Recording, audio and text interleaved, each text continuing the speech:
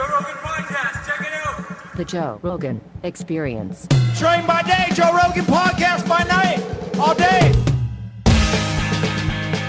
All right, Brian Cox. Good to see you, sir. Good to see you again. How's things in the world of the discovery of the universe? Exciting, Yes, I very. would say. I've been doing some work on black holes recently, which I hadn't started last time I saw you, actually. So I got interested in it. And the amount of the progress that's been made in trying to understand how they work. And a question that was posed by Stephen Hawking a long time ago, really 1970s, early 1980s, which is what happens to stuff that falls in. The simplest question you could possibly ask. Right. There's progress being made on that now, which I think is profound and exciting. How is the progress being made? Like, how do we study a black hole? I mean, it's mainly theoretical, although we have now got photographs of them. So we have two photographs, which are radio telescope photographs. Right. One of the one in the center of our galaxy, which is a little one. It's called Sagittarius A star. It's a little supermassive black hole. So it's about 6 million times the mass of the sun, which makes it a little supermassive one. And then there's another one, the first photo that was taken. It's a collaboration called Event Horizon. And they took a photo of one in the galaxy M87, 55 million light years away. That thing is around 6 billion times the mass of the sun. I mean, imagine that, 6,000 million times more massive than our sun. Is that the largest black hole we've ever discovered? No, there are bigger ones than that, but that's that's the scale of them. It's a big-ish one, that. But if you think about it, I mean, so there's a number. It's called the Schwarzschild radius of the thing. So if you took our sun, which you can fit 1 million Earths inside, and collapsed it down to make a black hole, it would form a black hole when it shrunk within a radius of 3 kilometers, about 2 miles. So you've got to take this thing, which is what I have to convert from kilometers to miles, don't I? But it's about That's okay. Just say kilometers. 700,000 kilometers. So it's about 500,000 miles radius or something like that. The sun. So you squash it down till it's about 2 miles, and then that would form a black hole. Wow. The 6 billion times the mass of the sun means you multiply that by 6 billion. So these things, the so-called Schwarzschild radius is, I don't know, larger than our solar system. Basically, Oh this my thing God. that sits in a galaxy. So we've got these two photographs. Larger than our solar system. Yeah, the event. Right. So it's a big structure. Oh, that's a Chandra X-ray image of. There it is. That's it. So the that one there. That's the M87 black hole. So what you're seeing there is the emission from the material that's swirling around it. It's called the accretion disk. So you have material that's orbiting very fast, emitting a lot of radiation, and that's what you see. It's a flat disk, by the way. So you think Saturn's rings. So this material is very flat. But what you're seeing in that photograph is the light rays being bent around the black hole from that flat disk. So that was a prediction from Einstein's theory, basically. He published it in 1915. And you can predict that that's what one should look like. And then just about, what was that, 4 years ago now, maybe 5 years ago, for the first time in history, we get an image of one, and it looks like the prediction. So Wow. it's a remarkable thing. How phenomenal is that? Yeah. So we've had those two photographs. The other thing we've had is so-called gravitational wave detections. So these are colliding black holes, and they collide and merge together. And obviously that's quite a violent event in the universe. And so that event, that process ripples space-time. So it sends ripples out in the fabric of the universe, space and time. And actually Kip Thorne, I've spoken to him several times, he's one of the greats, right, won the Nobel Prize for this. And he calls it a storm in time. So you get a time storm. So really, we're to think, as we speak now, there will be these very tiny ripples from violent cosmic events passing through this room, and they're changing the rate that time passes, so that as they go through. And we can detect that now. So we have detectors that can pick that up. And so we've seen those collisions as well. So these collisions, how far away? Oh, millions of light years away. And they're affecting what's happening in this room right now? Yeah, to a tiny extent. So there's an experiment called LIGO, which is the what it stands for, something like gravitational interferometer. I can't remember exactly what but there's, so basically it's laser beams And there's one in Washington State, north of Seattle, and one in Louisiana. And they're kind of laser beams, 4-kilometer long laser beams at right angles. And they can detect these very tiny shifts in the, effectively, you could say the length of the laser beam. It's a bit more fiddly and complicated, but it essentially measures this, the distortion in space-time caused by these ripples. And it's way less than the diameter of an atomic nucleus, by the way, way less. These little sort of... Oh, my God. And so we've observed many of those collisions. There it is. There's LIGO. So it's just basically 2 laser beams, but with these ultra-high precision thing. And so we've got data now of the collision of black holes and those event horizon pictures with radio telescopes. So that's part of it. But the main bit has been theoretical advances in understanding exactly... in a sense, it was what's wrong with Stephen Hawking's calculation, which is a weird thing to say sometimes because people think Stephen Hawking surely didn't get his math wrong. But he did, actually, in his calculation. So what he calculated back in 1973, 1974, is that a black hole, so we picture this thing from which nothing can escape, even light. So when you go in, you're gone, basically. What he calculated is that even though these things are just a distortion in space and time, that's the description of them. So it's almost as if there's nothing there apart from a distortion in space and time. He calculated that they glow, so they have a temperature. So they emit radiation. It's called Hawking radiation. And so important was that discovery. If you go to Westminster Abbey in London, look on the floor of the Abbey on his memorial stone, and he's in there next to Newton and Shakespeare and all these people, and he's there. And chiseled in stone on the floor of Westminster Abbey is his equation for the temperature of a black hole. So it was this tremendously important discovery. So he discovers these things glow, and he calculates how they glow. A very low temperature, but they emit things, which means that they shrink because they're emitting stuff, and so they're shrinking. So that means they have a lifetime. So first of all, one day they'll be gone. So that means that you have to address this question of what happened to all the stuff that fell in. And his calculation said that there's no record at all of anything that fell in all this radiation that's come off the black hole. So it's purely information-less radiation. So what that means is that black holes destroy information, according to that calculation. And that's a big deal because nowhere else in all of physics does anything erase information from the universe. So it's really true that if I got this notepad and pen, right, and I wrote some things on it, and then I set fire to this, even just incinerated it, put it in a nuclear explosion, whatever. In principle, according to all the laws of nature that we know, if you collected everything that came off, all the radiation, all the bits of ashes and things, and you could just measure it all, then just in principle, the idea is you could reconstruct the information. So it all gets scrambled up and thrown out into, and so in practice you can't do it. But just in principle, the laws of nature say that information is not destroyed. It's just scrambled up in a way that you can't reconstruct, right? But this calculation that Stephen did said there is no information in that radiation at all. Zero, just nothing. So it seemed that uniquely in the universe, black holes erase information. This episode is brought to you by the farmer's dog. Dogs are amazing. They're loyal. They're lovable. Like, just having Marshall around can make my day 10 times better. And I'm sure you love your dog just as much, and you want to do your best to help them live longer, healthier, happier lives. And a healthy life for your dog starts with healthy food, just like it does for us.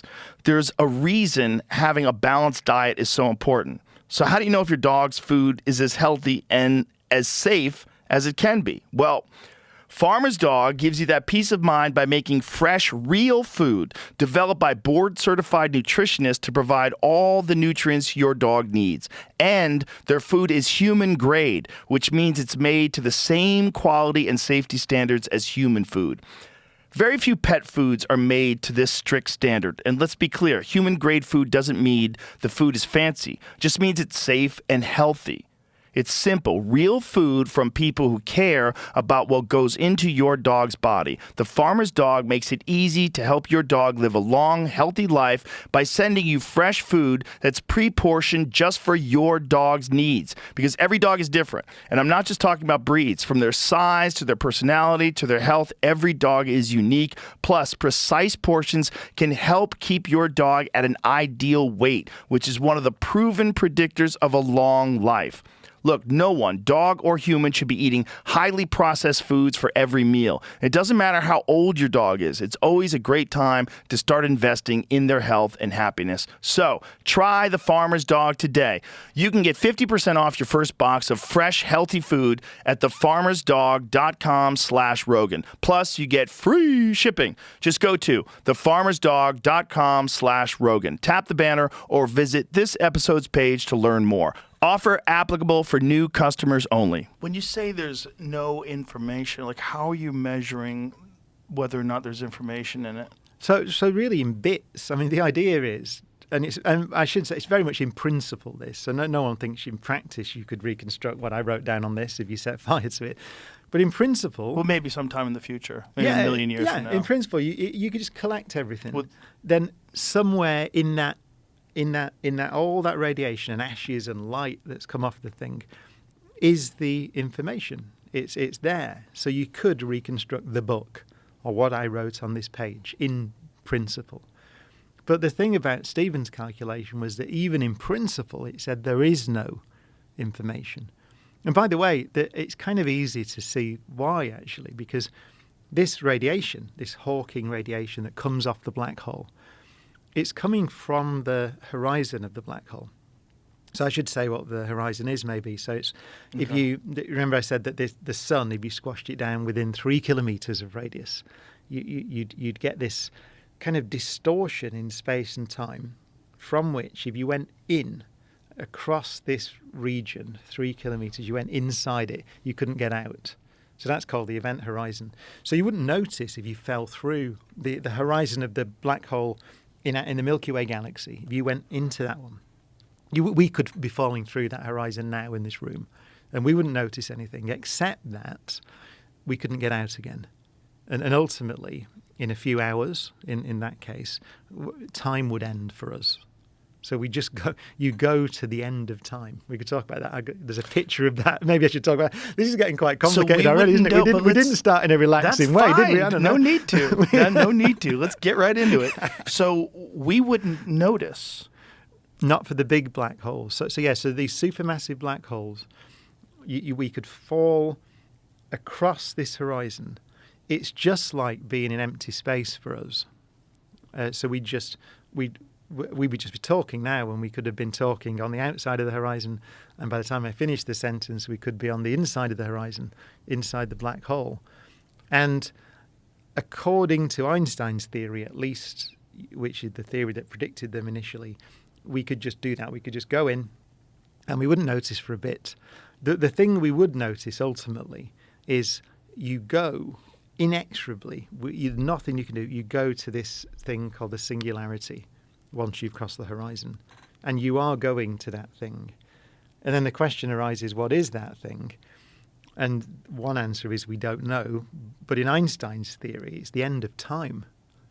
So one way of picturing what's happened here is so distorted is space and time by the collapse of a star or the collapse of loads of stuff to make these big supermassive black holes.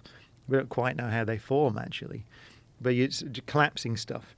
So it distorts space and time so much that in a real sense, they kind of flip over. They get mixed up. And so this singularity, which you might have thought of as the point to which this thing collapsed, this infinitely dense point, you might think. But actually, it's more correctly to be seen as the end of time, because everything's got mixed up. So you go to the end of time. And it's just like saying, why can't I escape that thing? It's like, why can't we escape tomorrow? Right. So we are going to tomorrow. Right. And if I said to you, let's run away from tomorrow, you'd go, I can't run away from tomorrow. So is it the end of time because all information is being erased? So there's nothing? Yeah. I mean, is that the idea? If you draw the thing, you can draw a map of it.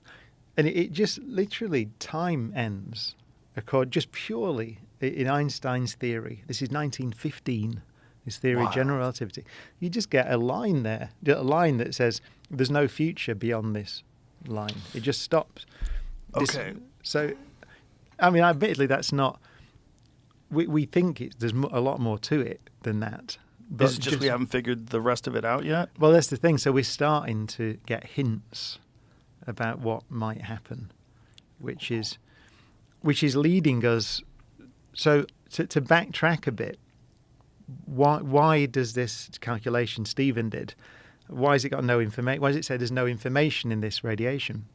The thing is, it's coming from the horizon. So it's there's loads of ways to think about it, but one way is that this weird place, this point of no return in space that you can fall through, but it's a point of no return. It sort of shakes, it almost disrupts the vacuum of space and sort of almost shakes particles out of the vacuum. That's one way of thinking about it. But this radiation is coming from the vacuum. It's coming from empty space. Whereas if you think about the thing that I throw in, if I throw this notepad into the thing, then that goes to the singularity. It's got nothing to do. The radiation's got nothing to do with this thing. This thing is not set on fire or something like that. It's gone to the end of time, and just whatever's happened to it has happened to it. So this radiation's got nothing to do with anything that falls in at first sight, at least. And so that was the paradox. It's called the black hole information paradox. It's like it's one way to put it is the laws of nature that we use to calculate what happens tell us that information is never destroyed. And when you calculate what happens, it tells us that information is destroyed. So that's why everyone got interested in it in the 80s, because it's interesting. So when we're looking at the structure of the universe, obviously there's so much still to learn just about what's out there, but what role do we think, like, is there a purpose? Is that the right term, like, for a black hole? Like, what obviously we know, is it still do they still believe that in the center of every galaxy there's a supermassive black hole that's, 1/2 of the mass of the galaxy? Is that what it is? Yeah, something like that. Yeah, and that's, there's occasionally a galaxy. I think one was discovered where we said maybe we can't see evidence of a black hole. But I think, really? So there probably is. What do you think that thing's doing there? Like, what is that? What is the structure is so insanely complex and so immense, and you see these things everywhere. And so what purpose do you think they serve in the universe? So, I mean... Is that it might not be the right term. Well, so I think I'm right in saying we don't fully understand why all galaxies, as you said, maybe there's an exception, but all galaxies have a black hole, a supermassive black hole in the center. It's obviously got something to do with the way they form. And one of the purposes, by the way, of the James Webb Space Telescope is to try to look at the formation of the first galaxies. So that's one of the reasons that telescope is up there. So it's cutting edge research. We're trying to understand how the galaxies form. But I clearly, you're right, that it has something to do with the way the galaxies form in the early universe. Pulling in stars. Well, they do pull in material, right? But if you've got stuff orbiting around them, it stays orbiting around it. Oh. So the way we first detected the one in the Milky Way, because that image is very new that we have of it, is the stars orbiting it, very close to it. They're called the S stars that whiz around in these orbits very close to the black hole. So if you're just orbiting around the thing, you go... Imagine that view. Yeah, because you think it's weird to look at the moon? Imagine if there was a supermassive black hole above our head. It'd be so cool. I'd love to see one. The moon is so cool. The eclipse was wild. We had the eclipse here in Texas. Yeah, did you see it? Oh, yeah. It was incredible. It's so strange. The whole day turns into night. All the birds stop chirping, and you're like staring up at this perfect eclipse. It was incredible. Did you get this? Because I saw one in India, and I got this feeling that I was living on a ball of rock. Right. And it must have been just because the night just falls. Right. And suddenly you see the universe comes much more quickly. I went to the Keck Observatory once in Hawaii. I've been a few times, but one time I went on the perfect night with no moon, and it was sensational. Yeah. It was the most. It was such a vivid image of the entire Milky Way, and every inch of the sky was covered in stars. Yeah. It was so phenomenal, and it made me a little upset. Because I was like, this is above our head every day, and this would radically shape the way human beings feel about our place in the universe. Yeah. It would greatly expand the curiosity of young people Yeah. to explore space. So many more people would get involved in astrophysics. So many more people would get involved in just the exploration of the known universe because it's so majestic. And instead, we have, like, our screen is off. It's like that. It's like that screen. That's what we see because of light pollution. Yeah. That should be remedied. Yeah. Like that's not a good trade-off. Like, lights are wonderful, but it seems to me like there's got to be a way to do this where you don't ruin the view of space. Yeah, because you know these questions we have about our place, and as you said, it can be easy to be myopic, can't it? You Yes. said if you look at our screens, it's Earth that we think about at most. And most of us don't Right. really think about Earth. You think about your country or your city or your town. Or your So neighborhood. Even think about the Earth. But you're right. If you know when you look at that arc of stars, and as you said, when you see it in a truly dark sky, it's powerful. It's incredible. 400 billion suns, give or take. 400,000 million suns. That's just words. It's You know what I'm impossible saying? to picture. Yeah, it's insane. Your brain doesn't even process that. Like I could repeat that if someone says, "How many suns?" Oh, 400 billion. I don't know what that means. No. That's It's so abstract. And most of them, I think, the best guess would be all of them have planets. So pretty much. So you're talking about trillions of planets. Now we're getting into my subjects. What is your take on all this UAP disclosure stuff? Do you give it any mind at all? Or are you busy with, like, real stuff? No, I mean, the thing is, there's a thing called the Fermi paradox. Yes. Which I think we talked about before Yes. on the show. Yes. And the paradox is that if we haven't seen it, let's assume we haven't seen any evidence of anything. That's a paradox because, as I said, we now know, we didn't when Fermi first posed it, by the way, we now know there's so many planets out there. So let's say trillions of planets in the Milky Way. The Milky Way's been there for over 13 billion years, pretty much the age of the universe. So if there's no one else out there, then the question is why? Because there's been so much time and so many places for civilizations to become spacefaring civilizations. Right. As Elon talks about multiplanetary civilization, we're very close to becoming a multiplanetary civilization.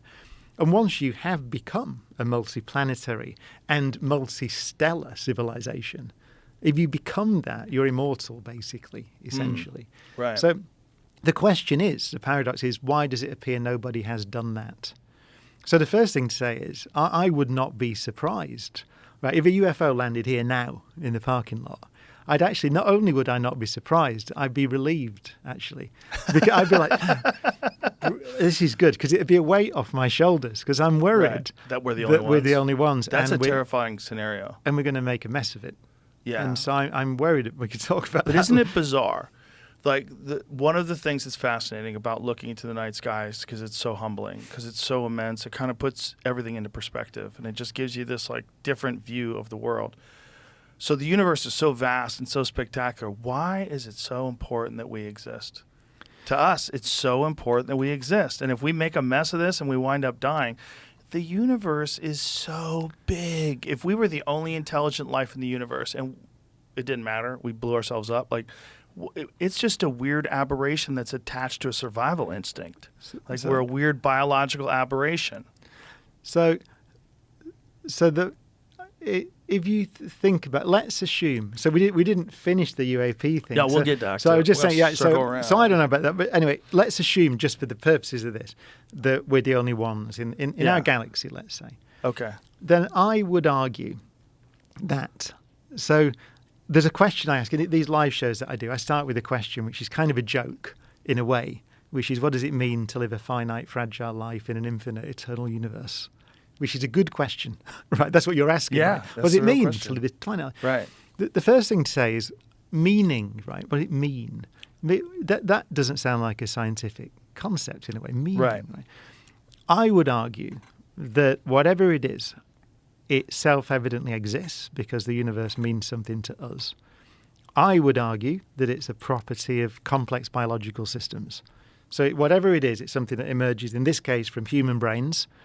It self-evidently exists. Everyone who's listening to this knows that the world means something to them.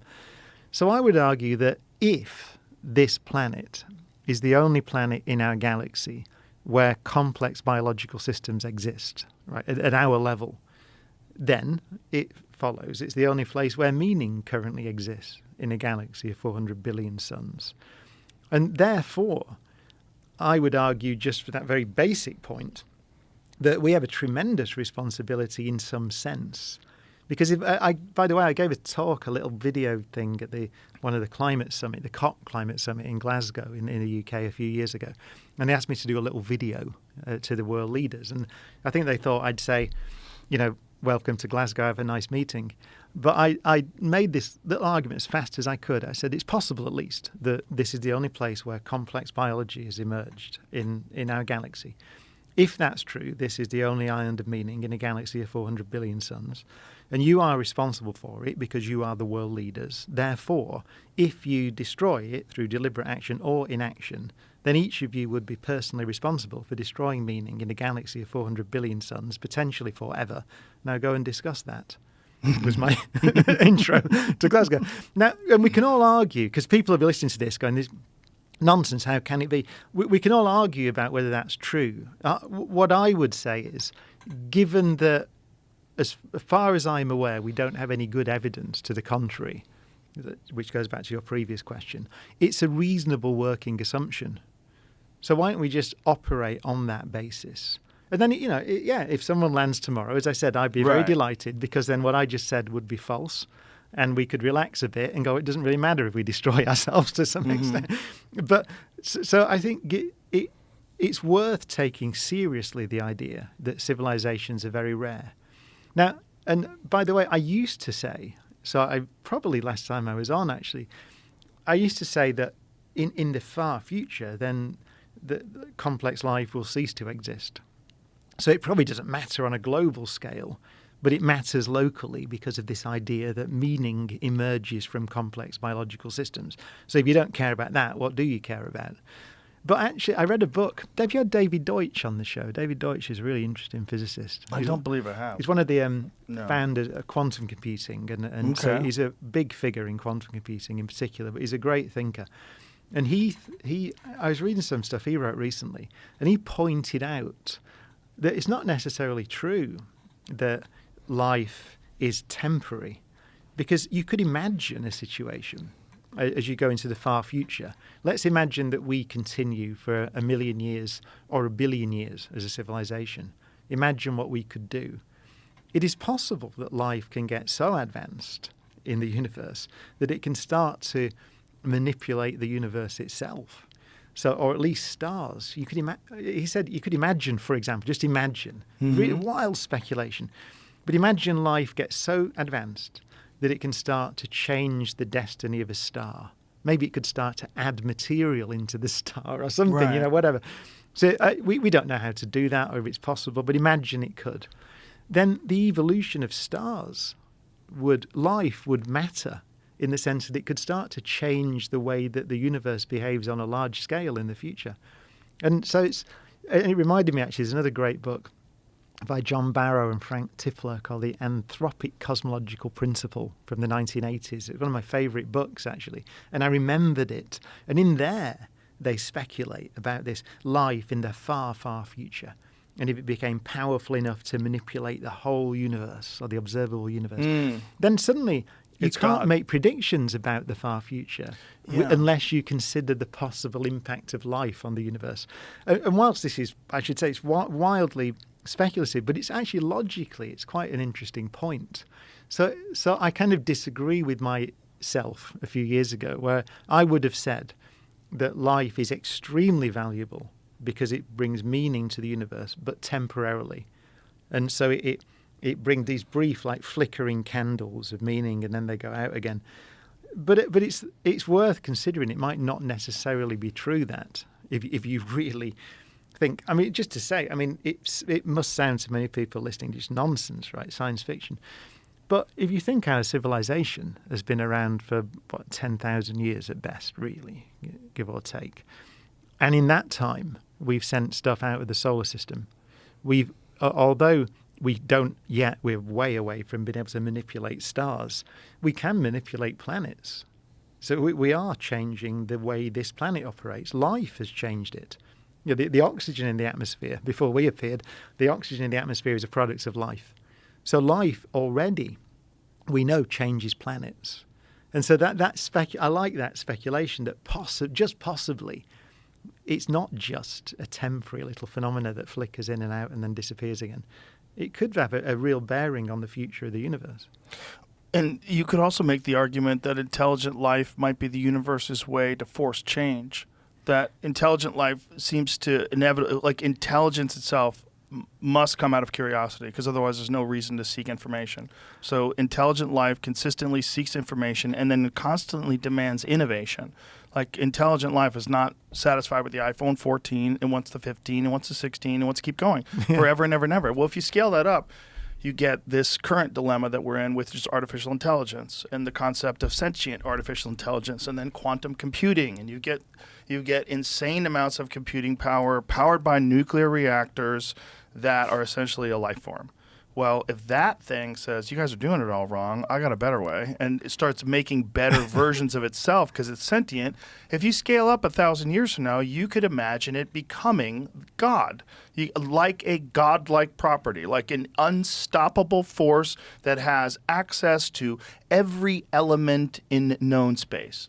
I'm really interested in these kind of arguments. You put it really well, actually. It's fascinating, right? Because it really scales is. up. If you go from, look, just in the time that like in the 4 billion years, which is a blip in the universe, right? And I wanted to ask you about that too. We'll get to that, the James Webb telescope's latest. But if just take that, okay, life has been around for what, 4 billion years? Yeah. That's not that long. So 4 billion years, we've gone from single-celled organisms to the James Webb telescope. We have Starlink, we have electric car, it's like bananas.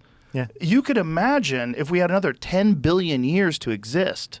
Well, exactly. And this is the point that David Deutsch made in the book I've just been reading, and John Barrow and Frank Tipler made before that, that although it sounds insane, Right. as you said, and that 4 billion years, there's a lot to say about that, by the way. Because for 3 billion plus years of that on this planet, it was just single cells. And so it's only in the last, let's say, 1 billion years, but actually a bit less, that we've had multicellular organisms. So 3/4 of the time were just single-celled things. That's even crazier. So, which is one of the reasons that many people think civilizations might be rare. Because if you the only evidence we have is this planet. Right. And the evidence on this planet is that single-celled life is sort of the way that things are for most of the history.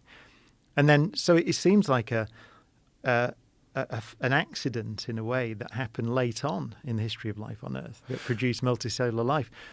Now, is that typical? We don't know. Maybe it took a longer time here than it might do somewhere else. But if it's typical, I mean, 4 billion years, you said it's not a long time. It is 1/3 of the age of the universe. So here, When you put it that way, it's a long time. 1/3 of the age of the universe to go from the origin of life to a civilization. And so what was required here on Earth was that unbroken chain of life remained unbroken for 1/3 of the age of the universe in a violent universe. I mean, we know there are impacts from space. Many stars are significantly more active than the sun. So the sun's kind of quite a boring little star that just ticks along. It's very nice to us. We're also on the edge of the galaxy, by the way. We're not close in. If you go into this region where that black hole is, there are a lot of stars around. There are supernova explosions and all sorts of stuff going on. So it's violent in there. So maybe you can only get unbroken chains of life for billions of years on the outskirts of a galaxy. So there are fewer stars and planets out there. And maybe even then you need to be fortunate. Well, also, aren't we very unusual in the size of our moon and the distance? The moon, it is big, and so it stabilizes the Earth's spin. So the spin axis, Mars, I think, if I'm right. I think the spin axis has wobbled around by something like 60 degrees or something over its history. So imagine that. Imagine Earth was, the pole was wobbling around and everything was falling over. You wouldn't imagine that complex life like us would emerge on a planet like that. Right. It would be too difficult to survive. Forget about innovate. So if you think about the idea that these complex, it seems like one thing you can be sure of in the observable world is that things get more complex or they adapt to their environment. And if you have a bunch of these intelligent apes that are competing globally with the most significant technology in the world, you could see how that would be just a property of the universe potentially. Although we haven't discovered it yet, like this is why we're so curious about alien life. Not just because of the possibilities of all the stars, but because we kind of see what would happen with us if we keep going. Yeah. You know, that might be just what the universe does. The universe creates intelligent people that create artificial intelligence that becomes far superior and literally is a part of the whole process of creating the universe itself. Yeah, an evolutionary biologist would say the counter argument is that what life does, what evolution does, is produce organisms that are well fit to their environment, right? Right. So they fit niches in the environment. But there's no drive to complexity. There's no law that says that the more complex you are, the more likely you are to survive and flourish. And the example of life on Earth probably backs that up. Right? So if you talk biologically, about 3 billion years of single cells, what that means is that the single-celled organisms were just doing very well. Right. And so it's not obvious. It's not a given that just because you suddenly get more complicated, you're better than the single-celled things. Right. So there could existing. be planets where life never evolves past single cells, but that life exists. Earth was almost that. Right. So you go back 1 billion years from now, and Earth was that planet. So the interesting things had happened, photosynthesis, complex biochemistry. But as far as we can tell, nothing more complex than a single cell. Mm. So that's most of the history of life on Earth. So that might suggest that that's the way that things are usually. And that this is an aberration. Yeah. And again, to emphasize, we don't know. Right. But we've got one example. The other observation, though, it goes back to your first question. It is true that we do look sort of systematically for signals or evidence of civilizations out there. There's the Breakthrough Listen project, and there's SETI, as it's called. Yeah. So we do. And we haven't seen anything, I would say. And I know that if you go onto the web and things and the internet, people say we've seen stuff, and I've seen stuff.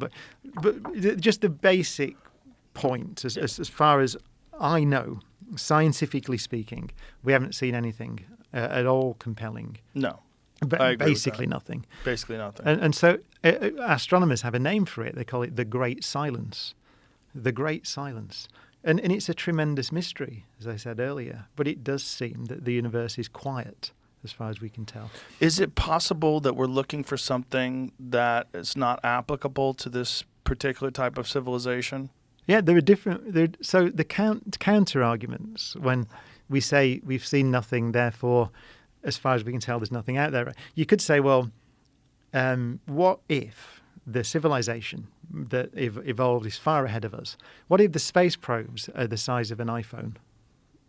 Right. Well, that's kind of a reasonable thing to say, actually. Because Sure. why would you not, if you can build a little thing, Right. that it's easier to send around the galaxy than a big thing. Yeah. So why would you not, as you said, these ultra intelligent quantum computers, why would they not be tiny? Right. So you could say that. So you could say, well, that maybe they are. Maybe they're all over the solar system, but they're the size of phones, and we wouldn't have seen them. And so, yeah, okay, Yeah. you would have to concede that. So we're just saying that the way that we've looked for energy signatures, for example, of civilizations, you tend to look for big things because that's all we can see. And we don't see any big things. We don't see any big structures. We don't see any evidence of spacecraft and all that kind of stuff. But I could make an argument that, well, why would the spacecraft be big? Right. Because, as you said, it's another thing you said, actually. It's interesting that we're on the verge now of creating things, artificially intelligent things, which are smarter than us. So I think everyone agrees that we're on the verge of doing that. right? Artificial general intelligence. Some people might think it's further away than others. Yeah, you probably had people on the show who said it's 5 years away or 2 years away or 50 years away, but it's probably not 10,000 years away, right? So that which is the blink of an eye. Once you've done that, and once you've got those things, I find it hard to believe that if we get that far as a civilization, we won't begin to send those things out to the planets and ultimately to the stars. So we'll begin that process if we survive long enough. Sure. And it shouldn't be too much longer. Might be 100 years, might be 10,000 years, but we should do it. So it becomes a powerful question. So why does it appear that nobody's done that? And my guess, in the absence of other evidence, would be biology. It's just that maybe the number of places where biology becomes complex enough to do that is on average one, maybe on average 0 per galaxy, right? Maybe just civilizations are very, very, very rare in the universe. Maybe that's an answer, but that's a guess. My question is always when it gets to artificial intelligence, if we do create some sort of super intelligent sentient life, it's not going to have any motivations.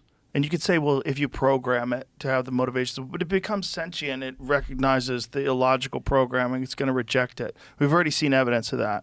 We've already seen evidence of artificial intelligence they use now, like giving a time limit to solve a problem. It doesn't like the time limit, it gives itself more time.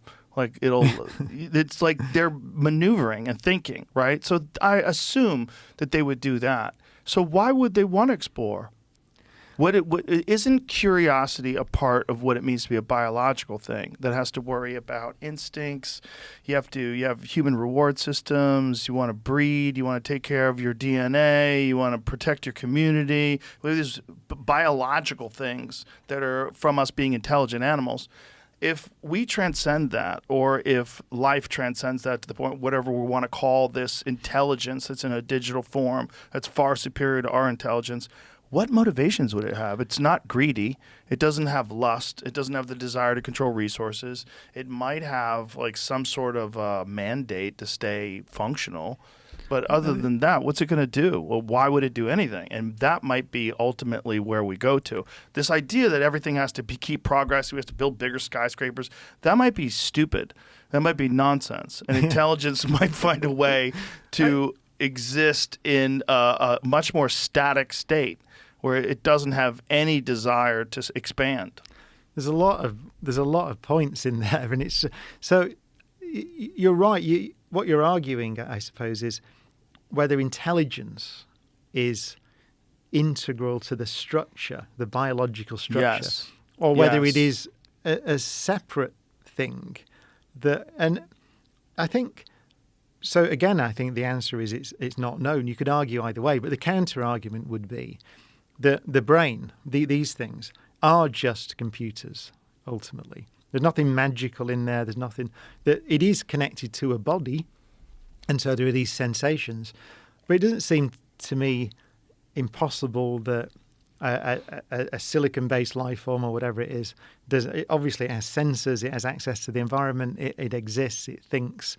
I don't see any fundamental difference between an intelligence in based on silicon, let's say, or a quantum computer or whatever it is, and this intelligence here.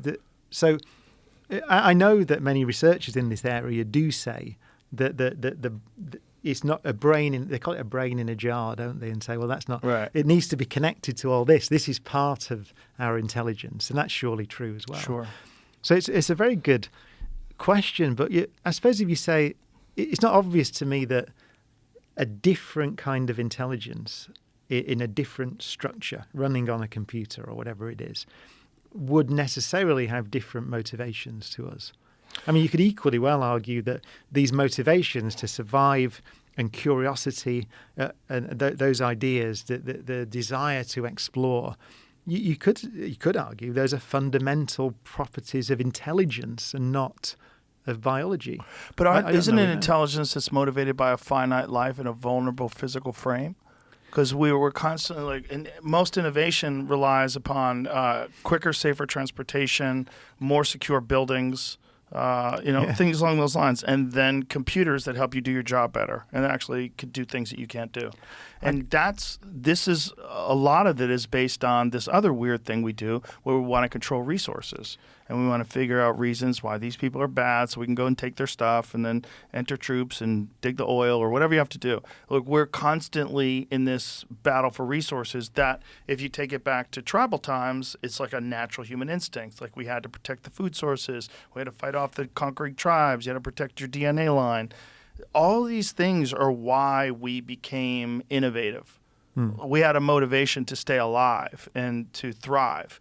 And then there's bastardizations of those motivations like the stock market where things get weird and you're just competing over numbers. It gets really weird. But it's basically this desire to compete with the DNA that's around you. Once we're not biological anymore, like what would be the motivation? And would we not just exist, like in the most peaceful Zen Buddhist way possible, which is what everybody who's like a spiritual person who meditates all the time, that's what you strive for. Yeah. You strive for this complete abandonment of self, this complete emptiness and one with the universe. If we could just exist like that, why would we need to go to space? It's a wonderful argument, isn't it, that our humanity, because part of the thing that you described, this desire to create things and build things and explore and expand is almost the definition of being human, isn't it? Yes. And so the idea that if you remove all threat and you essentially become immortal, yes, then you're almost saying, what's the point? It's my T-shirt. It's existence. Yeah. What does it matter, right? By the way, that's this T-shirt. I've got to say, it was designed by a friend of mine, Peter Saville, who's a great designer who designed the Joy Division Unknown Pleasures album cover, amongst other things. Oh wow, that's this cool. This is that's a Joy Division. It's a Joy Division lyric. Is that available on your website or anything? It probably is, but I'm not going to do that because it's vulgar, isn't it? No, it's cool. I want to buy one. That's why I asked. He made it for. We did these gigs. I talk about them later, called Symphonic Horizons, which were the shows with Cosmology, but also symphony orchestra. And he was exploring these issues, actually. But most of the music was Strauss's Zarathustra, which is based on Nietzsche's book. So it's kind of exploring these questions, actually, of what's the point of existence. Right. And I do have some sympathy with that idea that a great deal of our humanity comes from our fragility. Mm-hmm. And so your question, I think, is fascinating. What happens when you become godlike? You said it earlier. Right. If you acquire so much knowledge that you're essentially a god by any description and so much power, and you become effectively immortal, which is what our descendants in the far future could be, as you said, these AI descendants. What's the point? Not of just living? effectively immortal, but aren't we looking at the universe itself we're looking at through the framing of a biological primate that's trying to figure it out. Yeah. If they understand the universe completely, and they understand everything about it, and they exist inside of it, there would really be no desire to travel. There'd be no desire to explore what you already understand about everything, and you probably have access to every single aspect of what subatomic particles are actually doing when we're studying them. We're like, what's going on? If you're infinitely more intelligent than we are, if you scale it from now to quantum computing, sentience, artificial intelligence, and you give us 1,000 years without getting hit by an asteroid, or technology gets to the point where it can protect against supervolcanoes and there's no natural disruptions, and then they've completely eliminated violence on Earth. They've completely eliminated all the terrible primate genetic instincts. You could make a reasonable argument there's no reason to travel. Or if you do travel, we might be confused in thinking that our physical form is the only way consciousness can reach specific destinations. Yeah. There might be a way that they're traveling without actually being here and observing this. And just, I would imagine if you watch chimps in the jungle and then all of a sudden they started to figure out bombs, you'd be like, okay, we might want to go tell these chimps not to fucking blow each other up. I mean, it's an absurd premise, but if a chimp figured out a nuclear bomb, I think we'd step in. I think we'd say, hey, dude, no. You're gonna kill everything. Now, if you're infinite, like, we're not that removed from chimps. What do we share, like 98% of their DNA? Yeah. And we're only removed from them by what, a few million years from a nearest cousin? That's not that long. right? So you could imagine something that's infinitely more intelligent looking at us exactly the way we'd look at a chimp with a nuclear bomb. Like, hey. And which, my club is called the Comedy Mothership, and we designed it. It's all UFO themed, and the rooms are Fat Man and Little Boy. Yeah. The reason why I named it that, because that was the beginning of all the UFO sightings in the country. Yeah. Like, those bombs sort of set off the alarm for the universe. Oh, the monkeys have a bomb. Yeah, I mean, I thought this a while ago. I remembered I was talking to someone, and they said, yeah, I'm not worried about this. Are you not worried about the fact that AI could become more intelligent than us? What is it going to be like when we're not the smartest things on the planet, which Right. might be just a few years from Yeah. now? And I might be quite relieved, because I'm not sure they could fuck it up at the level Right. that we are fucking it up. So it's... You would I have don't to know. give it legitimate sentience. Like, it would have to be completely independent from any ideology, and it would have to look at things completely objectively. But imagine a government that is run that way. Like, really run in a way where there is an actual distribution of resources for all the human beings on the planet, so poverty is instantaneously eradicated. You give electricity and clean water to everyone on Earth immediately. Immediately, we figure out how to distribute healthy food. Immediately, all the toxins and preservatives that have been giving people cancer, immediately they're removed from the human diet. They immediately make sure that we have no polluting of rivers, that we're not draining all the fish out of the ocean. Immediately change all of the treaties about nuclear weapons. All the nuclear weapons got to go. This Well, I imagine AI they would government just runs over I everything. imagine they'd no say that more immediately. dictators. Yeah, You're not having- no more you're not dictators. having that. Cut the shit with the dictator. We're just going to let human beings exist in harmony, guided by this super intelligent, godlike thing that we've created out of silicone. Yeah, honestly, I've had the same thought. And That's thought, the utopian how- view. Yeah, and so I have thought, how could it be worse? In The fact, it problem could be is- significantly better. But, yeah.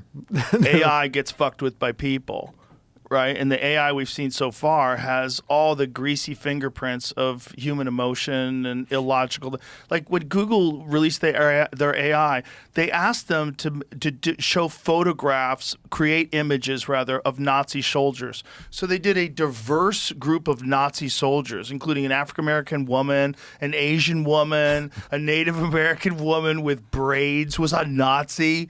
The whole it's so nuts, because it's like, okay, somebody fucked with this. This doesn't make any sense.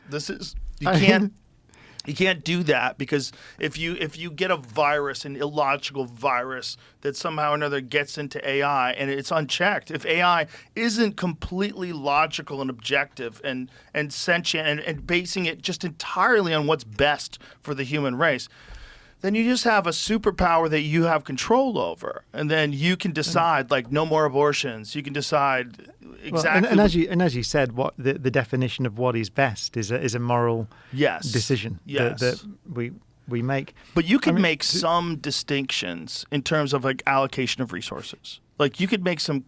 If I was a super intelligence and I looked at Earth, I'd say, listen, a lot of people are not going to like this, but there's a reality. There's the reason why you're worried about the border, because people are sneaking in, is because other parts of the world are fucking terrible. So that needs to be cleaned up. That needs to be fixed. We need to figure out how to raise, instead of spending money on blowing people up, let's spend all this money to raise up all of civilization so there's no more third world. Well, that's one of the arguments. Have you ever spoke to Robert Zubrin, who I know wrote these wonderful books called about colonizing space, and so he's a fascinating character. And I spoke to him once, and he made this very simple argument that, as you said, one of the problems we have is competition for resources. And of course, the competition for resources is now so extreme that it's not only wars that it creates and always has, but it's also, of course, we damage the planet if we overexploit the resources and so on, right? So you've got this problem about resources. And he's right. He would say this is the number one motivation for going up, because there are, in fact, infinite resources out there. Right. And so once you begin to have access to the asteroids and access to Mars and beyond, you can imagine a world where you alleviate that pressure. And on the ladies, resources here. I want to tell you, there's a planet out there bigger than Earth that's all diamonds. There are diamond planets. There's unlimited. Isn't that Nature's insane? imagination But far that exceeds our own. isn't it like several times larger than Earth, and it's Yeah. an entire diamond? Yeah, and I think it's Neptune or Uranus that has, Yo. we think has diamonds in it. So, Oh my goodness! so And diamonds are only valuable because we decide they're valuable. Yeah. You know, it's I mean, kind of they're the good De Beers for- people are brilliant. They like lock them all up. They're like, oh, this is really hard to get. they're good for drill bits Yeah. as well.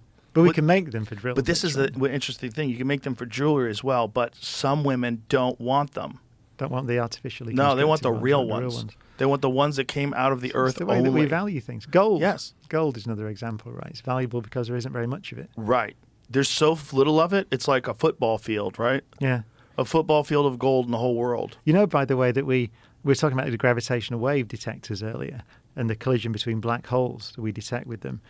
We also detected a collision between neutron stars using the gravitational wave detector. And we pointed optical telescopes at that collision and saw the signature of gold being manufactured. And it was always a question. We used to just think, well, it comes from supernova explosions. But it also seems now that it comes from the collision between neutron stars. So one of the reasons that it's very rare is because it takes rare processes in the universe to actually make it, which makes it all the more wonderful when you think about it. If you look at the gold, your wedding ring or your watch or whatever it is, that some of those nuclei, some of those elements clearly came from the collision between neutron stars at some point before our solar system was formed. Wow. Which makes it more wonderful. Well, every human being is a carbon-based life form. And carbon comes from... stars. Yeah, as Carl Sagan said, star stuff. That's the craziest thing ever. Like, you need a star to blow up to make a person in the first place. It's a remarkable thing. I wanted to go back to something you said actually about the... I've been thinking about this. Well, you said this godlike intelligences Yes. that we might create, and kind of what's the point? What would be the point of existence if you were immortal and you knew everything? Wouldn't it be? I don't know about incredibly dull. Like you People- you said it's almost like a meditative state. So Yeah. we strive for this peace, essentially. Well, maybe But we're would thinking would of it be- as dull because we don't have access to the information. Like, we have a very limited amount of senses. We have hearing and sight and taste and touch, and, it's very limited, right? Why would we assume that that is the only way to perceive things? If you could become infinitely intelligent, you could legitimately perceive neutrinos. You could, right? Like, if we have this thing that detects the ripples from black holes colliding, that might be a feature of a future human body. If we have an unbelievable capacity for information because it's artificially created, so we get over this biological limitation of long-scale evolution, like the human brain doubled over 2 million years, and it's the biggest mystery in the entire fossil record. Like, what happened? All these theories. But that's a long fucking time. In 2 million years of technology, we could become God. Or a godlike being, Yeah, a thing that, and but it might be how the universe creates itself.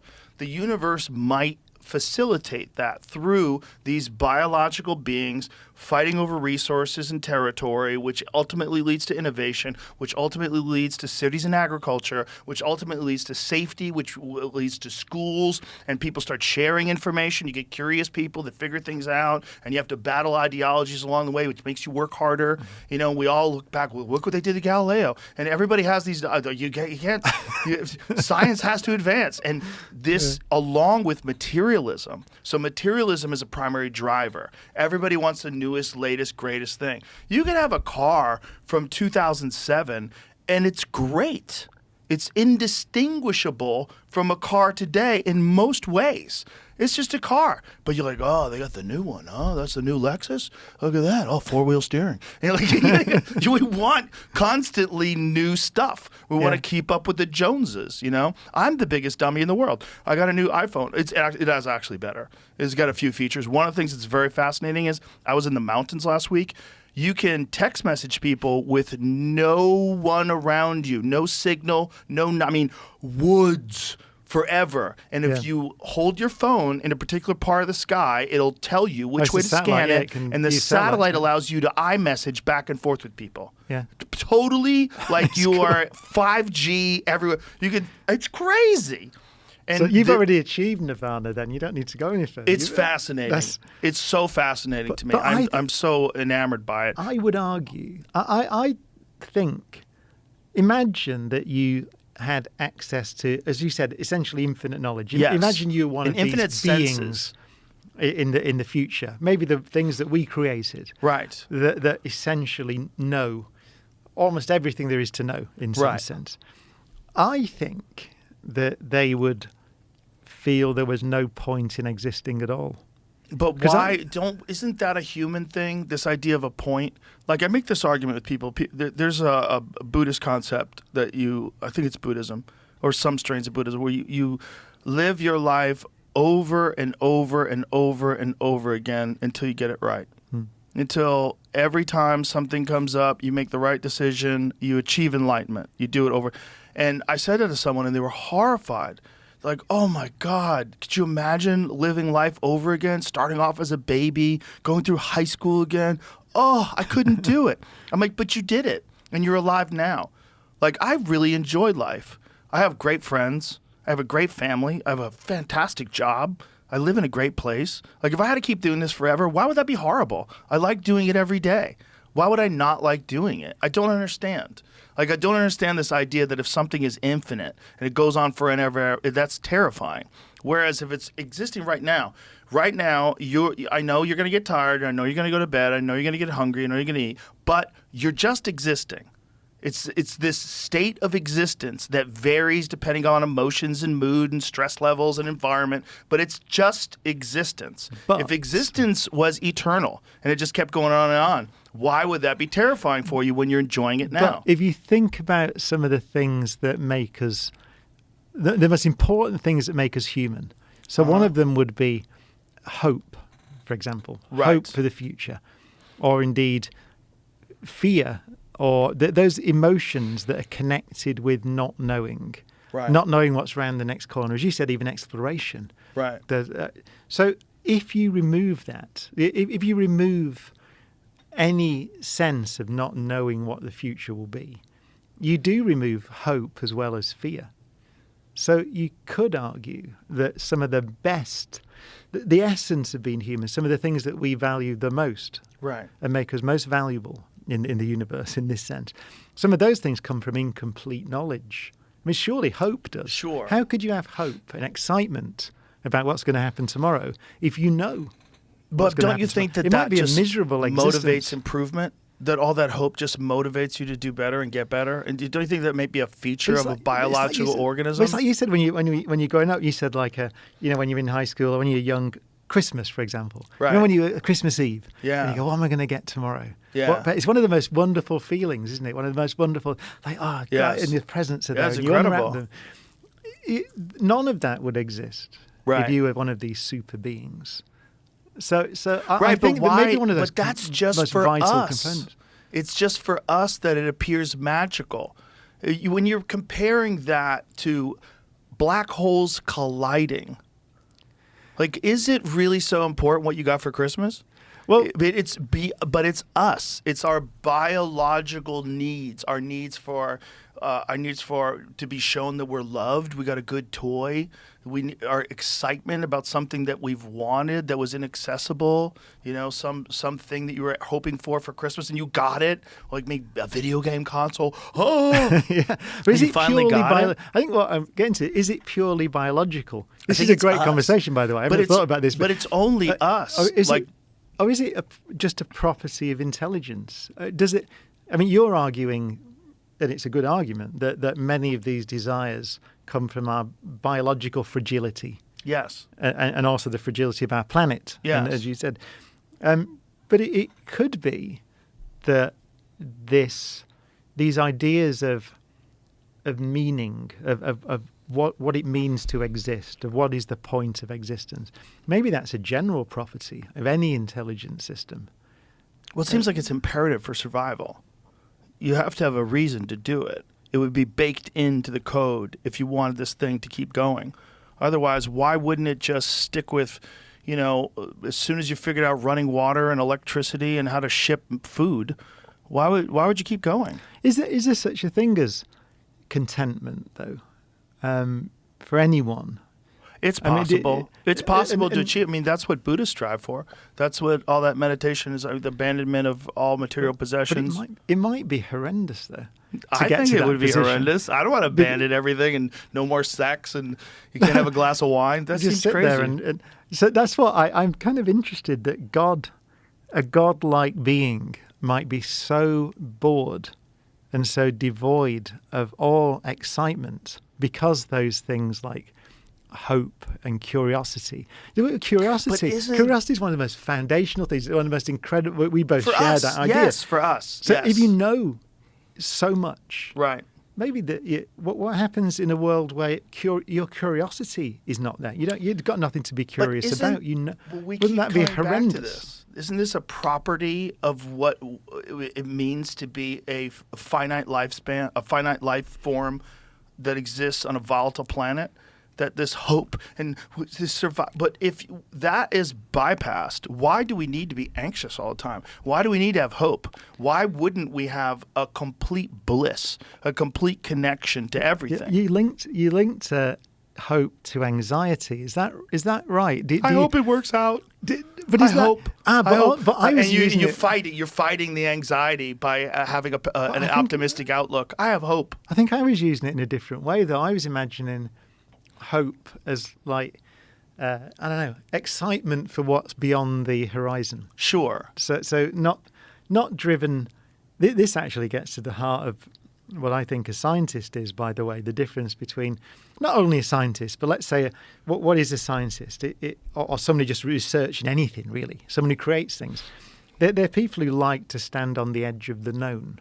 So they find it exhilarating but interesting. Almost in the context we're talking, it's almost one of the things that drives our existence. Yes, is to stand on the edge of the known and peer into the unknown with excitement and curiosity, because you can go over the horizon. Yes, and so that's the sense in which I'm using these terms. I'm saying that's one of the fundamentally most valuable things of being human. Yes. That there is an edge of the known. Yes. And so I would find it, I think, more terrifying to imagine that there was no edge of the known, that everything was known. Then I would think existence is pointless. I personally would not find that. I wouldn't think I'd achieved nirvana. Then I would think I'd got there's no point. It's because you're existing within the framework of being a human being. And if we transcend the framework of being a human being, all these things we will come to realize, all these emotions and all these desires and need are just to motivate our survival. If we've gotten past that and we don't have a need for hope and we don't have curiosity because we have infinite information, we're not the same thing anymore. So all the things that motivate you and I, that make us fascinated by this, I was so excited to talk to you today. I'm like, Brian Cox is going to be here? We're going to have fun. Like, this is going to be great. I'm going to learn some stuff. All that innate curiosity that we have that's so rewarding as a human being is a part of being a human being. And we think of it as being the only way to have meaning and happiness. Yeah. The only way. But that's because of the framework of being a human being. Yeah. If we transcend the existence that we're all confined to, this temporary life form, check my heart rate, like make sure I get electrolytes, we try to keep the body alive. If we transcend that completely, there's no need for all those things that are rewarding. We'll have a different kind of reward. We'll have a reward of infinite connection. I think we're trying to imagine what it's like to be God, aren't we? Yes, that's exactly what we're doing. That's exactly what we're doing. That's quite hard. I have been thinking about this a lot, and I found out that somebody had already beat me to it, but the idea that the universe itself is God. That if you wanted something that creates... This is not to diminish any of the stories of the Bible, because I think a lot of those stories are ways that people tried to find meaning and probably had some like baked in truths about being a human being and life and the existence. But that just the things that are miracles on Earth, like a person coming back to life, is nothing in compared to a stellar nursery. It's like the scope of the universe itself, the real stuff that we can see, that is absolutely the creator of everything. Whether or not God created the universe, maybe God created us, maybe the Bible's true, but whatever was done here is like a small bodega in comparison to some enormous like the gigafactory that makes Teslas. Like, there's so much larger scale that absolutely created everything. Not only did it absolutely create everything, we know the process. We know how it happened. We know how stars are formed. We know how planets exist. We know how gravity is affecting the planets around them. We know so much about all this. We know so much about the process of going from single-celled organisms to multi-celled organisms, and photosynthesis existing, and that fungus exists in a completely different way. We know so much about all the things that absolutely came out of the universe itself. Why not assume the universe is God? I mean, it is in some technical sense. It has to be. It's everything. The universe is everything, including God, if God is a real thing. If you define God as the creator, yes, then you're right. From some point that we don't understand, by the way, the Big Bang. We don't even understand whether that was the origin of the universe, by the way. We understand that something interesting happened. What is Sir Roger Penrose's? He has an infinite cyclical universe. Yes. And he's trying to answer questions about the very special state of the early universe and why it was the way that it was. So his model is an infinite contraction and expansion? It doesn't really contract. It's called, what's it called? Conformal cosmology, or cyclical conformal cosmology or something. So it's essentially that, and I don't fully understand it, and I have asked him about it with some colleagues, actually. None of us understood what he was talking about. If you can't understand it, we're fucked. No, I don't think many of us understand what he... Roger Penrose is one of the greats, right? So you listen to him and take him very seriously. But I haven't met anyone who quite understands what he's talking about in that. But it doesn't recontract. It's not one of those models where the universe expands and then recontracts and bounces like that. It's not one of those. It's somehow, he argues, that when you get to what we usually call the heat death of the universe, where even the black holes have evaporated away, you have conditions that begin to look perhaps like an origin of the universe again.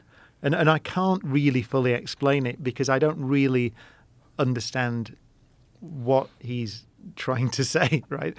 And so it's not a contraction; it's an infinite expansion, then some sort of a metamorphosis. Yeah, it kind of looks like conformal means there are no sort of distances or time measurements or anything in the universe. It kind of loses all sense of scale.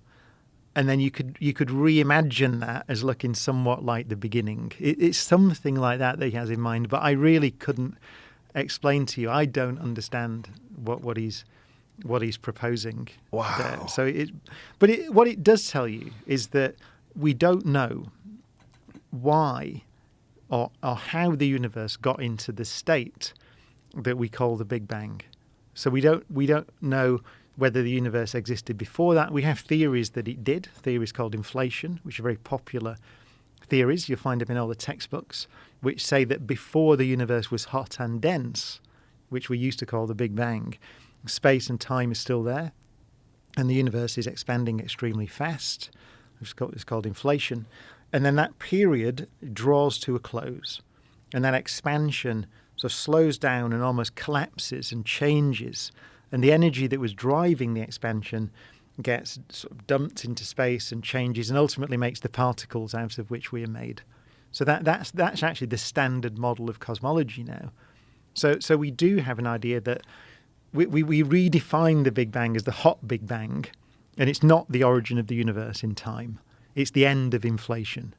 And then you get the question, what is inflation? Did that have a beginning?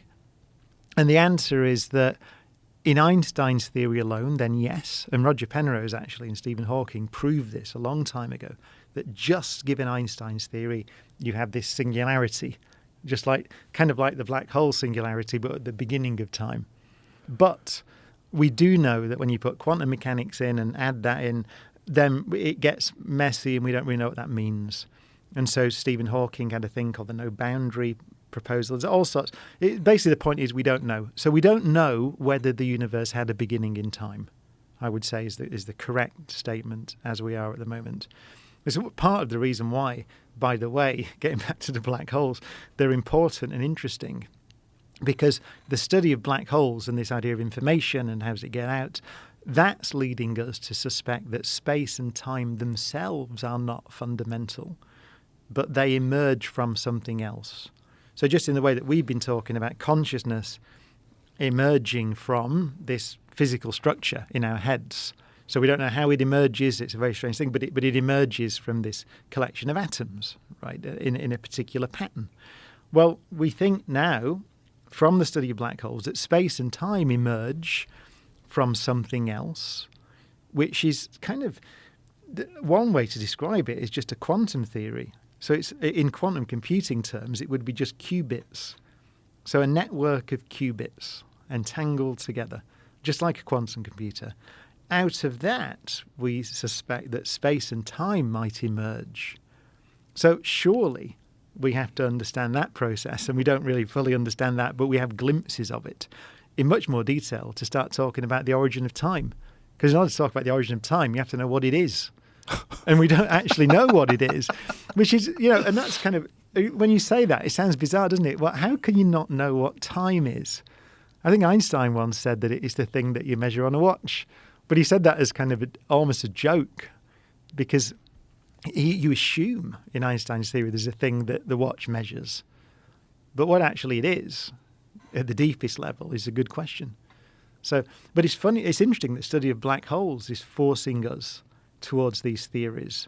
It's not that we had the theory, space and time emerging from something, and decided we could check it by thinking about black holes. It's come the other way round, really. So it's interesting. But that almost makes the universe look in some ways like a giant quantum computer, which is not to say that we live in a simulation, before you ask. But it just looks like there's a description of the universe that looks like a quantum computer type description. Now, that doesn't have the concept of space or time in it. Is it possible that is what it is, and that the universe was created? And that, as we're talking about, super intelligent life forms keep constructing better versions of itself and better versions of computers to the point where it can construct the universe itself.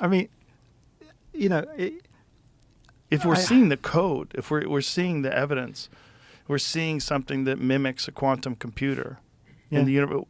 We're like, couldn't be that. It is. It's interesting that you're right, and that's a good way of phrasing it. Mimics or looks like a network of qubits. So it looks like some kind of quantum computing description is available to us for the universe. But I don't think you can infer much from that. It just passes the question further back. As I said, we have never understood what it means for the universe to have a beginning. We don't really know that. And so this is the same. I think it's just the same question. It's like, well, you ask, if it really is a network of qubits, it could have been there forever, that network of qubits. Actually, in quantum theory, it's more natural for it to be just eternal. And it's an interesting question. I once gave a talk, actually, a conference of bishops. They were Catholic bishops, and they asked me to go and give a talk at their conference about cosmology. And so I gave the talk about cosmology, and they all listened, and we had a question thing afterwards. And I said to them, what happens if we discover the universe has always existed? Because it might have. We know there's a thing called the Big Bang, but it might have been something that happened in a pre-existing universe. Maybe that's eternal. What does that mean for your sort of picture of a creator? Does it? And I don't know. I was asking it's a genuine question. Right. How would you? And they really didn't.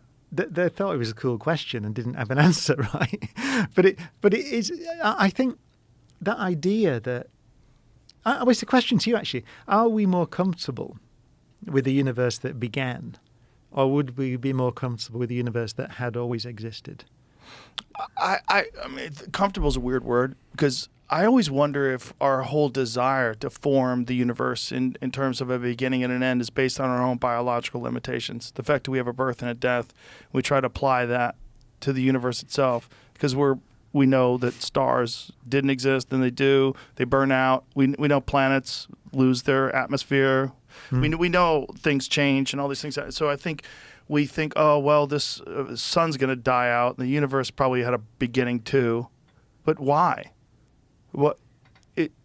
There's no reason to think it did.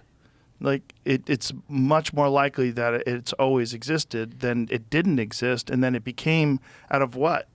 Yeah. If the universe didn't exist, so there's nothing in the whole of observable everything. There's nothing. Yeah. And then all of a sudden there's something. That seems less likely.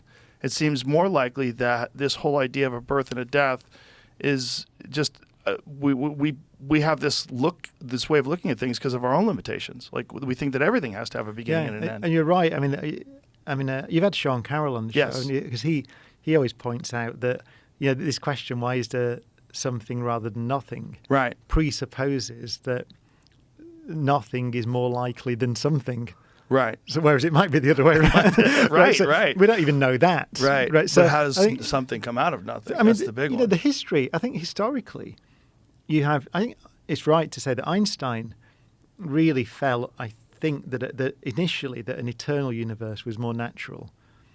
But it is also true to say that his theory, general relativity, really doesn't quite rule that out, but it's strongly suggestive of there being a beginning and or an end. So the theory itself, historically speaking, strongly suggests that. And so he changed his mind. And then we saw the universe was expanding. We observed that. And then we've now seen the oldest light in the universe, the cosmic microwave background radiation, which is the afterglow of the Big Bang. So we know that the universe was hot and dense 13.8 billion years ago. We have so much evidence for that, not least that we have a photograph of it 380,000 years after the Big Bang. It's called the cosmic microwave background. Let's see that. Let me see we that have photo. images of that. That's from the satellite called Planck, a European satellite, and also a satellite called COBE.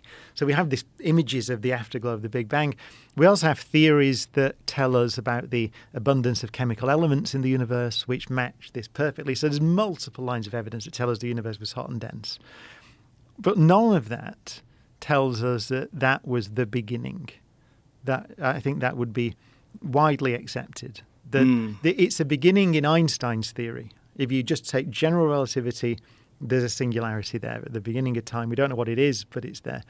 But it absolutely is true to say that we think that's not complete as a picture. So there it is. So that is light that was emitted about 380,000 years after the Big Bang. So and the key thing, there's so many things to say about these images, but one thing is that those colours correspond to regions of very slightly different density that we've detected now in the gases of the young universe. Are you talking about the red, blue? Yeah, the reds and blues, those or those as well. They're both the same. So that greeny one, well, either that one or the one with the greeny blue, that one, that's from the Planck satellite. So those colours correspond to regions of different density.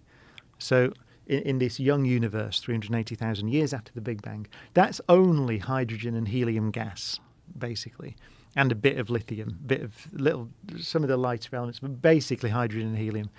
So you've got an almost smooth, almost featureless universe then. But these little density fluctuations are very important because as the universe expanded and cooled, they collapsed to form the galaxies. So without those ripples, without that pattern, we would not exist. Nothing of interest would exist. And so the question is, where did that come from, that pattern? It's fundamentally important. And the theory of inflation that I mentioned earlier, that there's this time before the universe got hot and dense, that theory predicted that pattern before it was observed. So this idea that you've got this very quickly stretching space. By the way, the stretch, if I can remember the number, is if you consider 2 points in space during inflation, the distance between them was doubling every 10 to the minus 37 seconds, which is 0.0000000, which is 37 noughts, one of a second. So it's incredible rate of expansion that draws to a close. And those theories, so there's inflation there. So those theories predicted slight variations in the rate at which inflation stops. Does the inflation theory, does this work with Sir Roger Penrose's concept? I mean, is it possible that inflation is the far period of the expansion of the universe? I mean, it is. He doesn't like inflation as a theory. He doesn't? Oh no. But it's right that so our universe is accelerating in its expansion at the moment, which is one of the great mysteries that was discovered in the 1990s by a friend of mine, actually, Brian Schmidt, got the Nobel Prize for this discovery. He told me once, I don't know if I told you the story before, but he told me that he'd made this measurement, and it wasn't really, he was looking at supernova explosions, and he'd seen that the suggestion in the data was that the universe is accelerating in its expansion, not slowing down, but speeding up in its rate of expansion. And no one was expecting it, so he thought it was just wrong. But he couldn't find anything wrong with his data. So he published it and thought, well, that's the end of my career. Oh, boy. He was quite young. I think he might have even been a postdoc, and he just published it. He thought, that's a good scientist, right? I don't think this is right, but I can't see anything wrong with it. I'll publish it. Someone else will tell me where my mistake was. And there was no mistake, and he won the Nobel Prize. Wow. For that discovery. That's the 1990s. So this idea the universe is accelerating in its expansion, the way that it does that is really important. Is it going to carry on doing that? Is whatever's driving that expansion going to change in some way, which could actually recollapse the universe again? We give it a name, by the way, dark energy, this thing, but we don't know what it is. I think it's very fair to say. But it looks a bit like inflation, but it's way slower. So maybe they're linked, maybe it's the same kind of thing. We don't really know. And so it's one of the great mysteries. So, but the universe, it looks like the universe is going to continue to expand forever and to continue to accelerate. Well, dark matter and dark energy, they're both very confusing. Yeah, dark matter's in some sense marginally less confusing, in the sense that at least we have an idea of what it might be. Whereas dark energy, there are people listening to it, there are people working on it, so there are theories about what it might be. But I think it's further, it feels less explicable given what we know than dark matter, but we haven't discovered what we think dark matter might be some kind of particle that is got certain properties and doesn't interact very strongly. It interacts like neutrinos, basically, that you mentioned earlier. So really doesn't interact very strongly. But we thought we might have seen those particles. We're looking for them.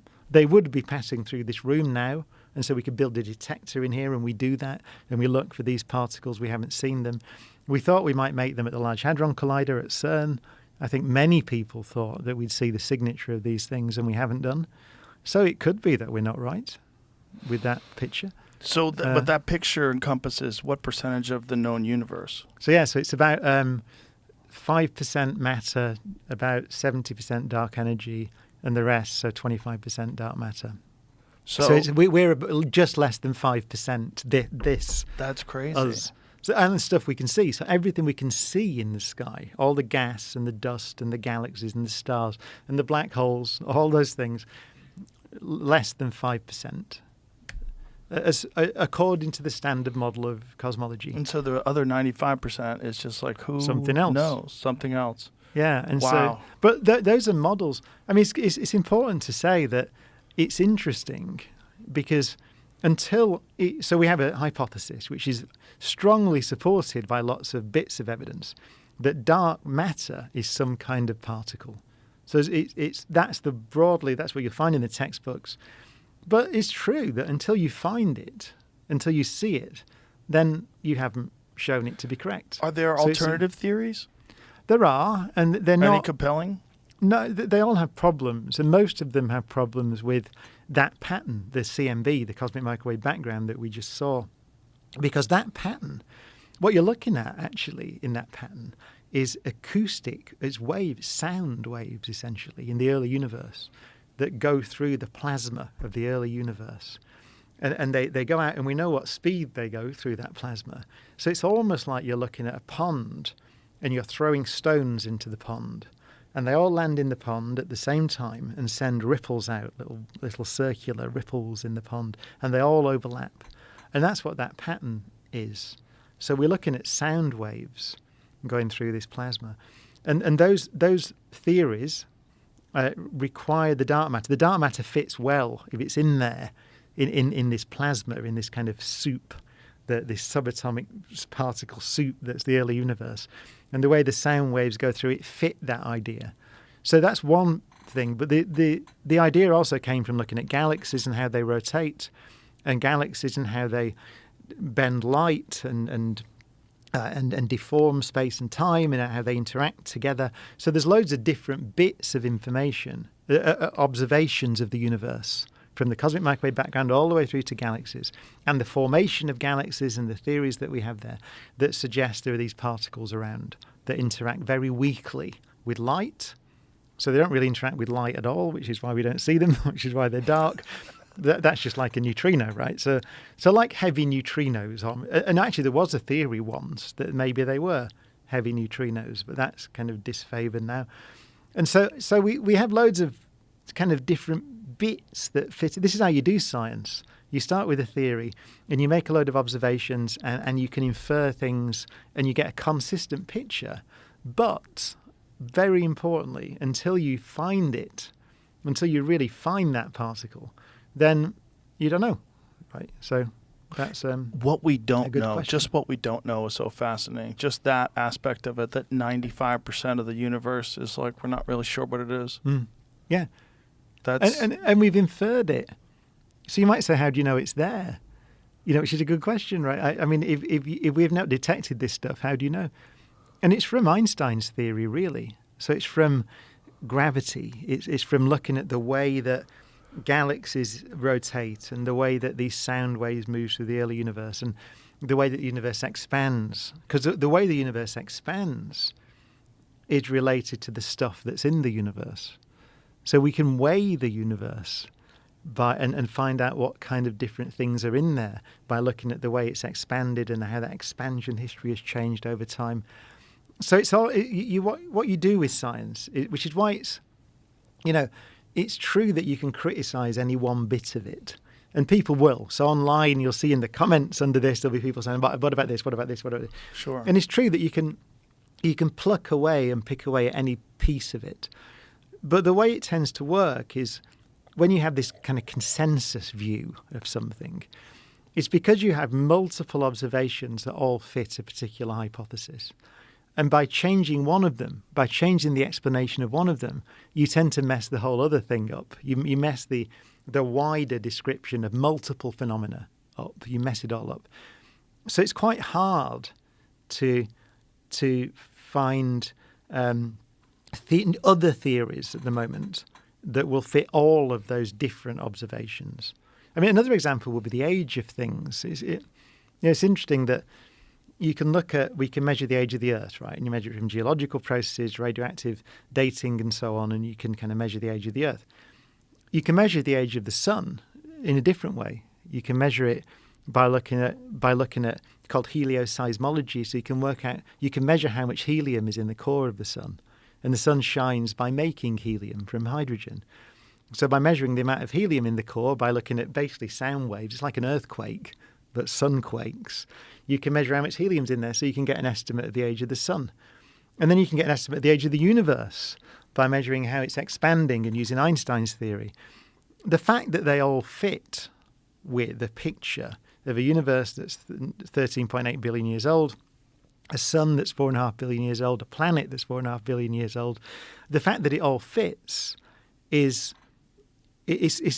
quite an intricate model. And so you could say, well, I argue with the measurements of the age of the Earth. Maybe I don't like the radioactive dating or something, and people will say that. But the thing is, it's a consistent picture with multiple different observations.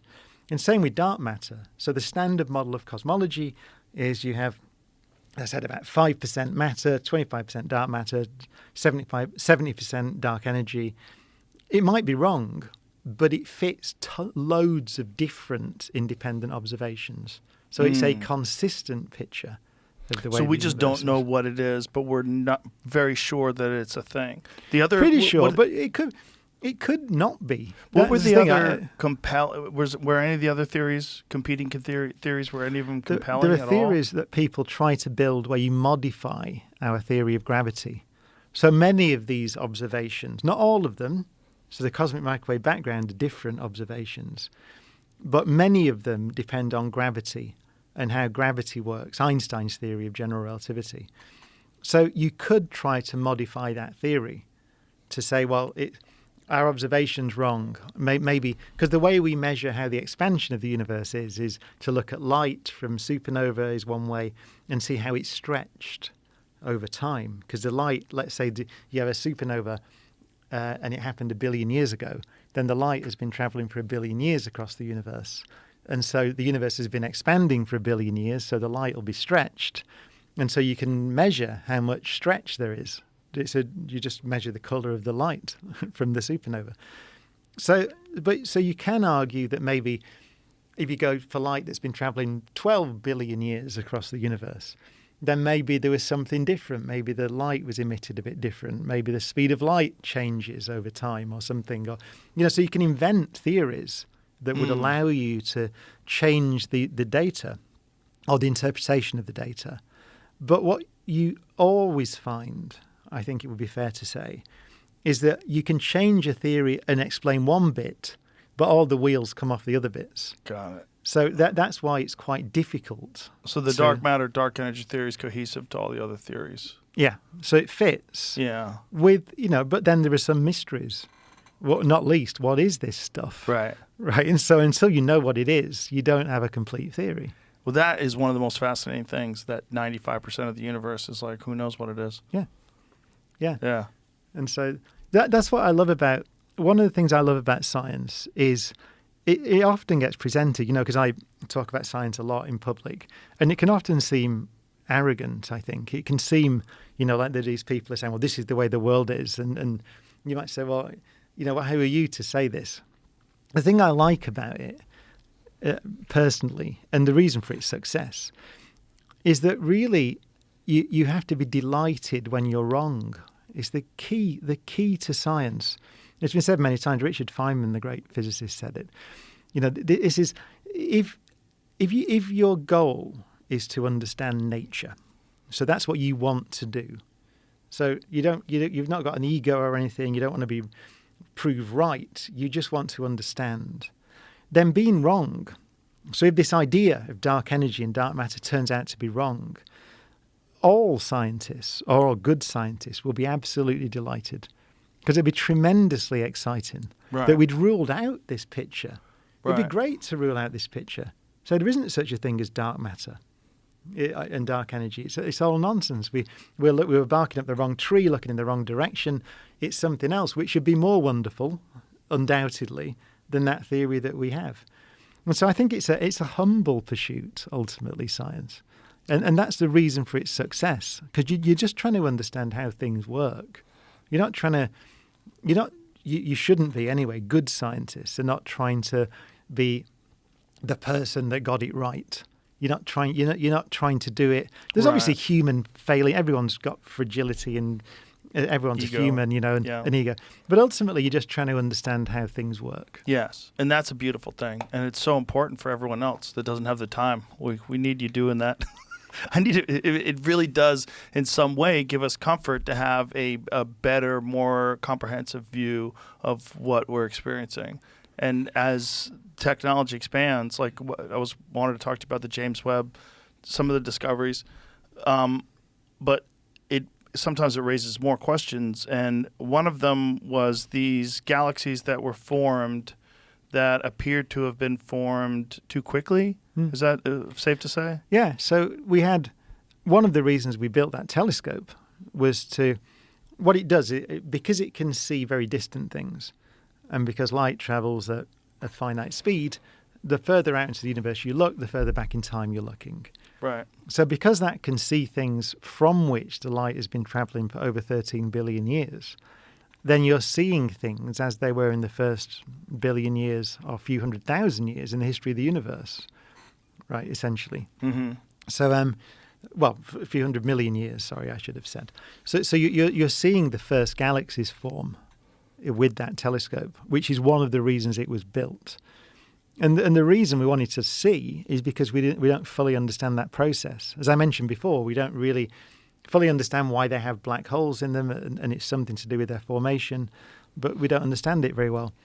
So it's not surprising to me that when you build that instrument and collect light from the early universe, you see an early universe that's behaving in a different way to the way that you thought it behaved.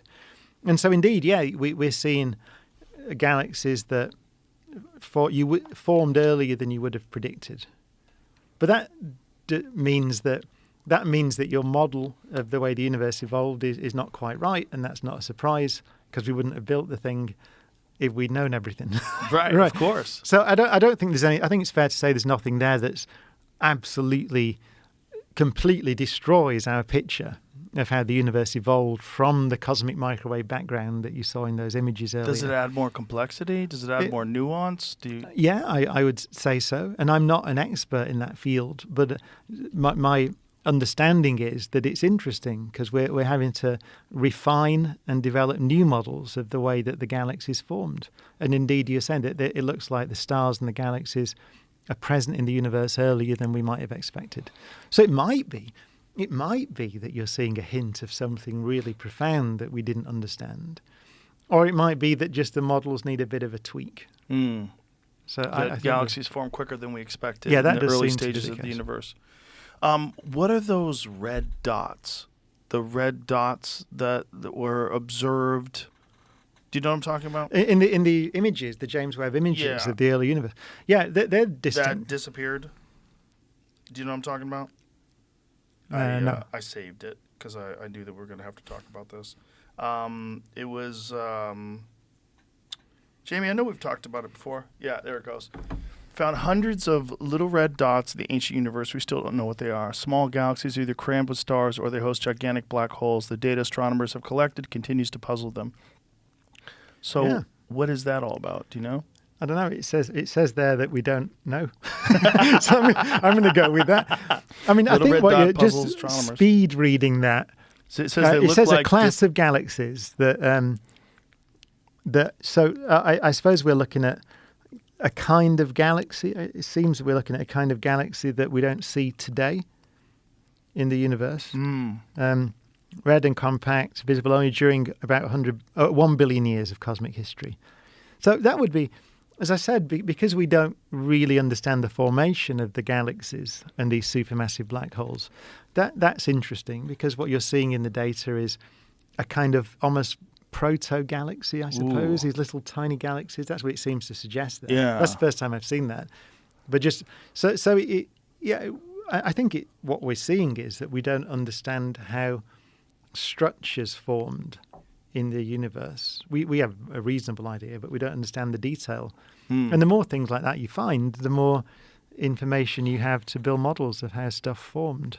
Do we have another like next generation James Webb type telescope that's even more efficient or more capable?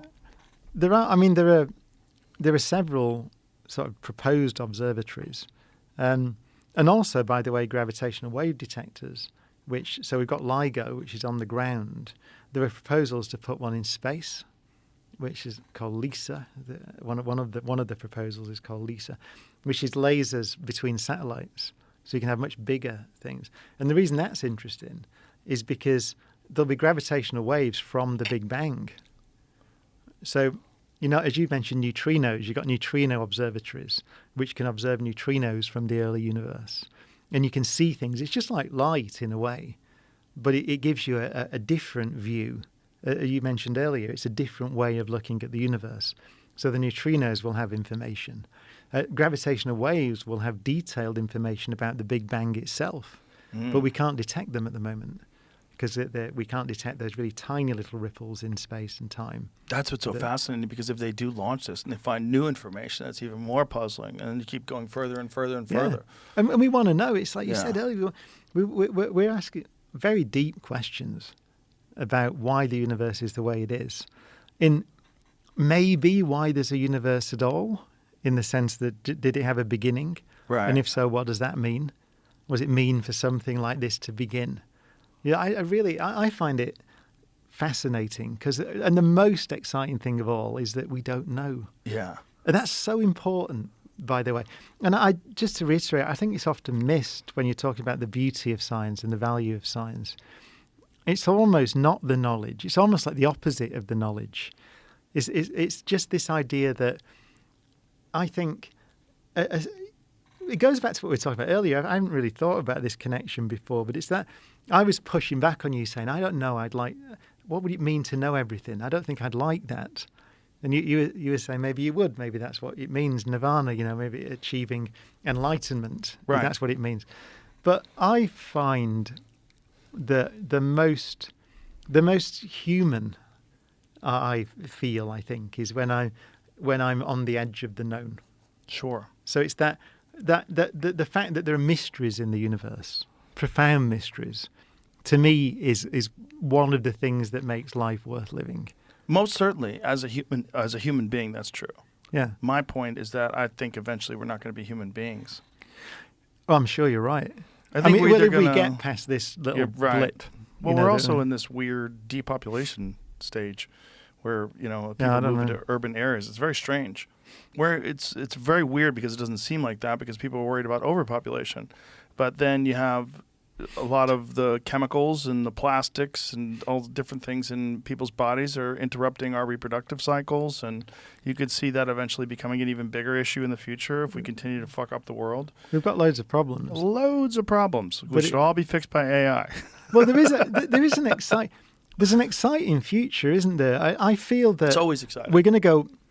I feel that we are at kind of a fork in the road here because, as you said, there are tremendous challenges that we face, environmental challenges and so on, competition for resources. Geopolitically, the world looks rather. Yes. I think it looks as unstable as it was in the 1930s in some respects. So Yes. It's quite terrifying.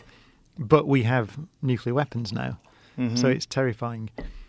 But on the other side, as you said, we have not only AI and quantum computers, which are potentially profoundly powerful things, but also, the rockets that we have now. I mean, reusable rockets. Yes. To me, we haven't talked about that, but I think it's an absolute game changer. Total. It is now the case that we have cheap and reliable access to space. We should play that video of them catching it. Because that is one of the most incredible achievements in human history. And you barely saw, because Elon Musk, unfortunately, is so polarizing to some people, particularly now because of the political cycle that we're in, that you don't appreciate what SpaceX just did. It did one of the most extraordinary things ever. They caught a rocket that's bigger than a fucking skyscraper. Yeah. Caught Have you got it. the video? It's amazing. Yeah, I think This is absolutely a feat of engineering that rivals almost anything human beings have ever done. Yeah, this is really important. This is so incredible. I think we'll remember that in future generations will remember that. I thought it was CGI. I really did. I thought this was fake when I first saw it. I thought this was something that someone had made, and then I realized this was the actual video footage of it. I'm like, oh my God. That's the road to the stars, that right Yes. there, that moment. Tell me that doesn't remind you of the movie Contact. It does a bit, doesn't it? It does a that lot. didn't end well, though. No. But Well, neither did Apollo 1. yeah, so that, and also, of course, Blue Origin Yes. are not far, maybe not far behind it. Right. So I we'll love have that. Two multiple- private companies with billionaires at the helm that are out of their mind, Yeah. pushing a But space building race. rockets. Let's go. And I get criticised for this quite a lot, and will no doubt after this interview, because I do think our future at some point is beyond Earth. It has to be, right? Obviously, Yes. logically, it is. But the question is when. And there are two things to say. That one thing to emphasise, which I'm sure you'd agree with, is that I don't think anybody is suggesting that what we're able to do now is trash this planet and then move to another Right, one. of course. No one's No. saying that. That's way in the future. But there's things out of So- our control, like the asteroid that killed the dinosaurs. Yeah, well, that's Yeah. in our control. I mean, Yeah. we can move those now. Sort of. That's Well, not sort quite of. yet. Not Well, not yet. now, but Like, that- if it's coming right now, not really. That's true. But we need that technology. Yeah. So we're on the verge of having that That would be technology. nice. It was Carl Sagan, wasn't it? He said that if dinosaurs had a space program, they'd still be around.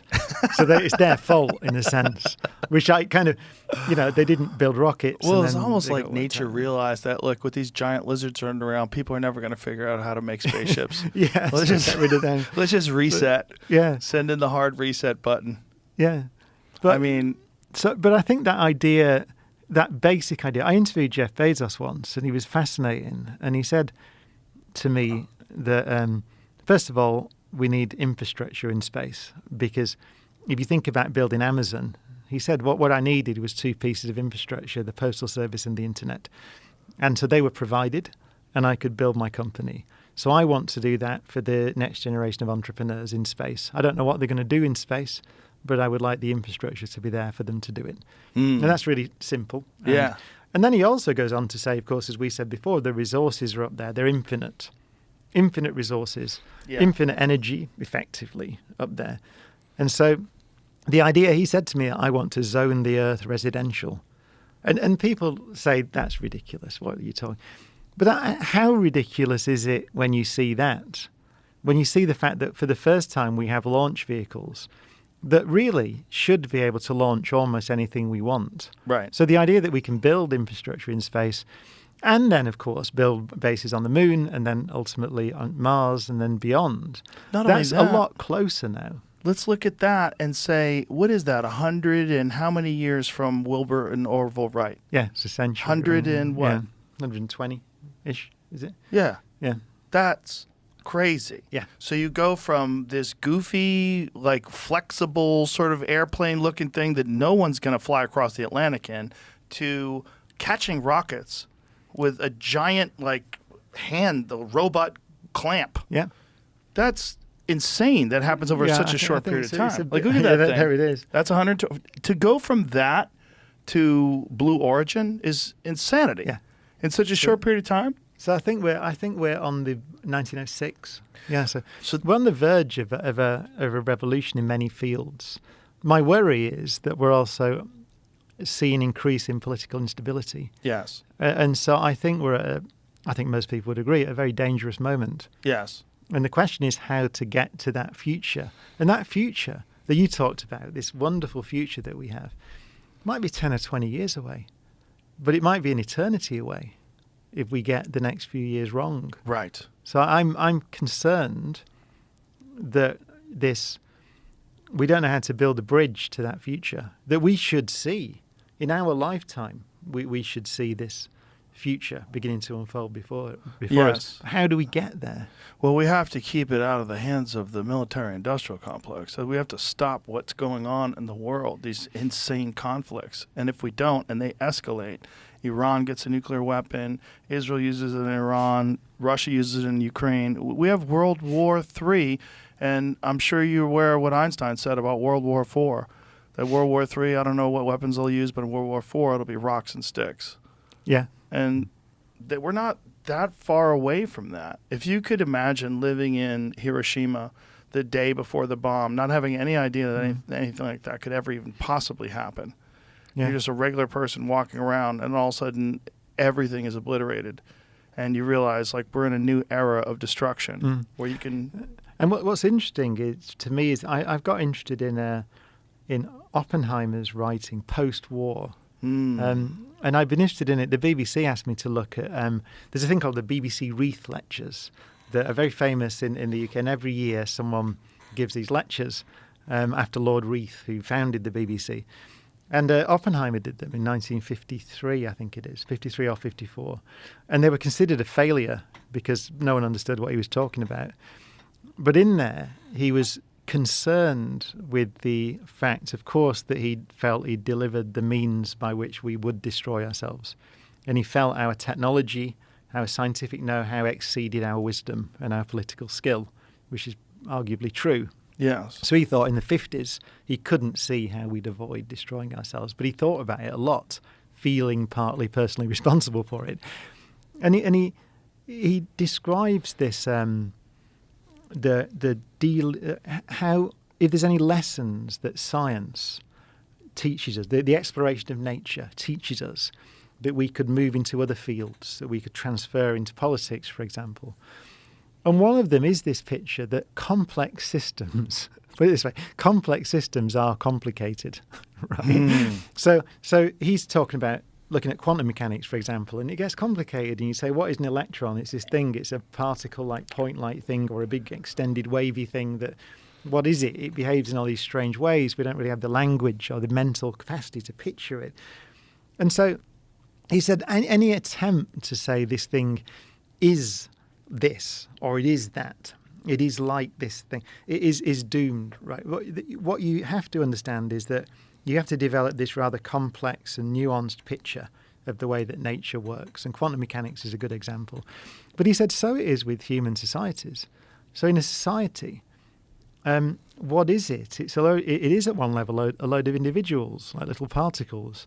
And they have their own needs and desires, and they have their views and strongly held views. And so should they, by the way. There's a great quote from, I think, early 60s from Oppenheimer, where he says that to be a person of substance, you need an anchor. So you need to believe things, and you need to argue for things. You need to take positions. You have to have a morality. You have to have a politics, right, basically. Otherwise, you're not a person of substance. But he says at the same time, of course, you have to recognize there's a society. So there are lots of people with anchors, and you might strongly disagree with that anchor, and they might be wrong, right? Their anchor might be nonsense. But the challenge of politics is to avoid war. I read somewhere recently, someone said, I can't remember who it was, but said that democracy is a technology to avoid civil war. That's what it is. So somehow you've got to understand that whilst you have and should have your firmly held position, you have to find a way, and it feels almost contradictory. You have to find a way of understanding that the society as a whole is a complex mixture of all these different little particles with their own anchors and their own positions. And what is the goal? So it is the goal. It often feels to me that politics at the moment, the goal is to win an argument. It often feels like to convince enough people that your view is the right view. Right. And that obviously is part of democracy, right? It's the way it works, right? You argue for your position, and then you get 4 or 5 years to do your thing, and then someone else can take over. But also, I think the thing we're missing at the moment is that perhaps more fundamental function of democracy, which is to avoid war. Because if you can avoid war, especially with the power that we have now, you have the time to sort the rest out. But if we can't avoid war, we don't. And I think that, and Oppenheimer wrote that he knew that in the 50s. And it feels to me more that we're back full circle now. It feels to me we've almost forgotten. We seem to have forgotten that the primary function of democracy is not to ensure that your side wins. The primary function of democracy is to ensure there's a chance for the other side to win at some point in the future. Yes. That's it really. That's what I would like to say. It's completely accurate. And the problem with our version of democracy is that it's been captured by money. So there's interests beyond the will and the needs of the people. And those interests often are contrary to the will and the needs of the people. And as long as they can keep from it falling into complete total catastrophe and continue to profit off of the global chaos, they do. It's just there's too much money involved in politics, and lobbyists and special interest groups and people influencing the media. They've distorted reality to the point where the general citizen doesn't really have a nuanced understanding of why these conflicts are taking place in the first place, and why all the money is going over to these places, and what is being done to mitigate any of these issues. And everyone feels helpless, and that helps them continue to do what they're doing and continue to reap profits. And it's not democracy in the sense of how it was probably originally established or originally thought of. They never thought they'd going to have corporations. Corporations weren't even a thought. It wasn't even an idea. So they never thought you'd have these, not just corporations, but corporations that are essentially in charge of an enormous percentage of the information that gets distributed online. You know, and you see how organizations, government organizations, can conspire to limit the amount of information people have access to. And they can do it through very sneaky ways. Like, I don't know if you're aware of what they've done in Canada, but in Canada now, you are no longer able to share links to news stories on social media. And the way they snuck that in is by saying that these media corporations, whether it's Meta or Twitter, X, whatever, they have a responsibility to pay the people that are making these stories. And so by this little sneaky little loophole, they've essentially put a stop on the free flow of information in Canada on social media.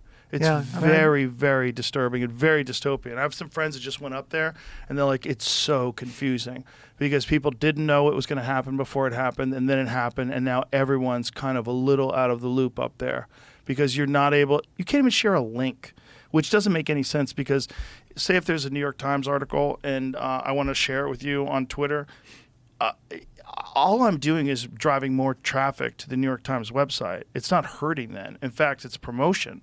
It doesn't make any sense that it would somehow or another, because these companies aren't paying. So the idea is that X, because the profits that they get through advertising is all based on engagement, that there's engagement that sends people to this, and so they're profiting from it, and that profit should be shared with the media company, whether it's Los Angeles Times or whatever.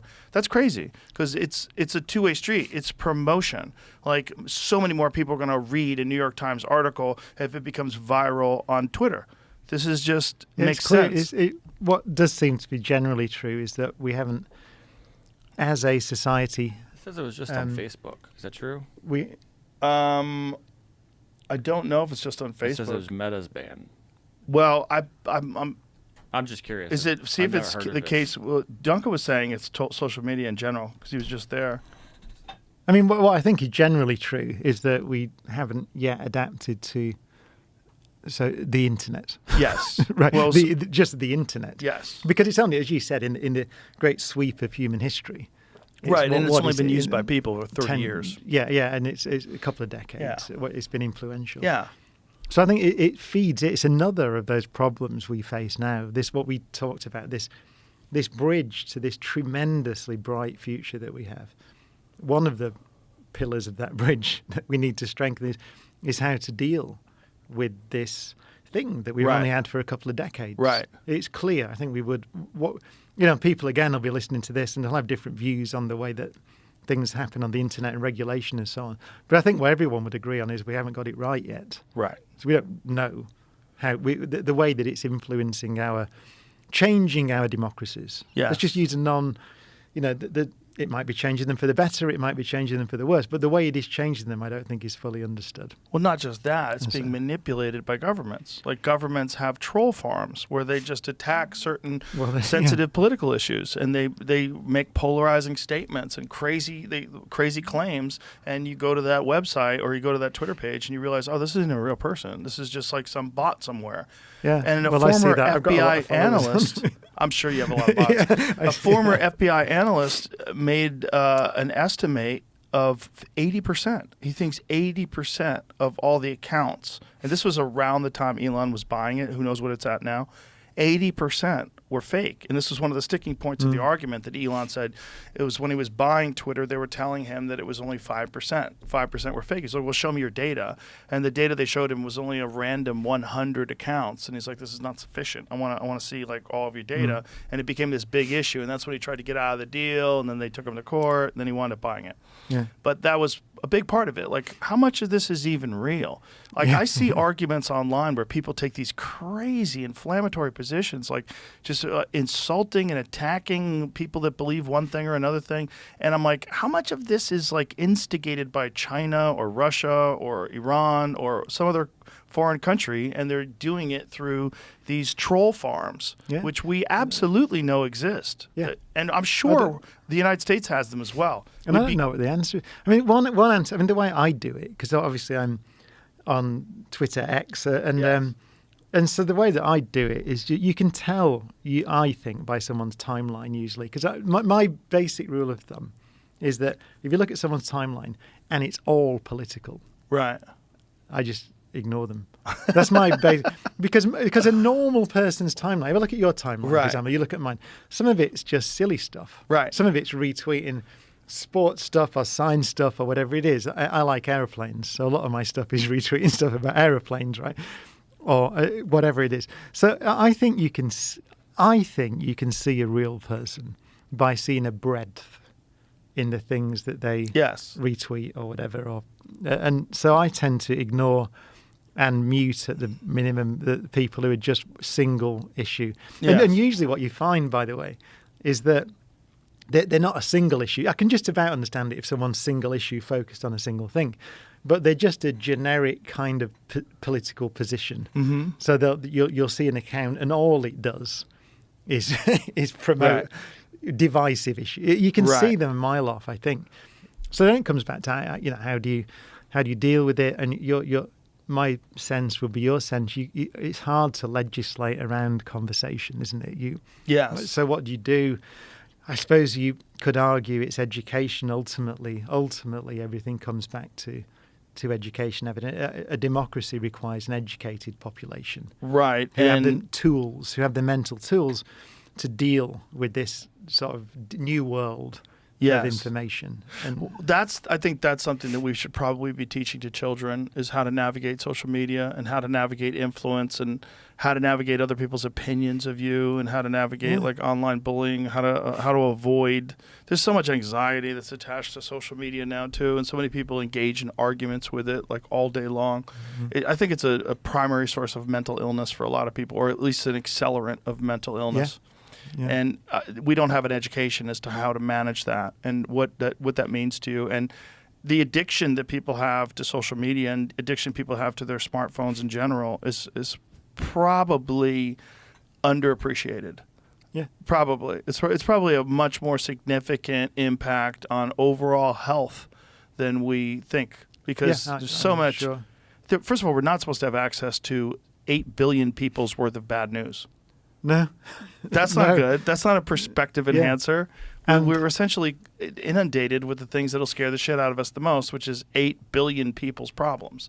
Whatever is happening in the world that's terrible, you're going to hear about it first. And that's going to be the things that trend the most. And it gives you this like very bizarre bias towards like what's actually happening in the world. Yeah.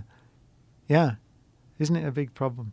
It's a big problem because it's new and we weren't prepared for it when it hit. It's like a flood happening and you're like, okay, we got to figure out how to get all the water out of here. Like, this is nuts. This place is flooded. And we're essentially in the middle of the flood, this social media, online influence flood.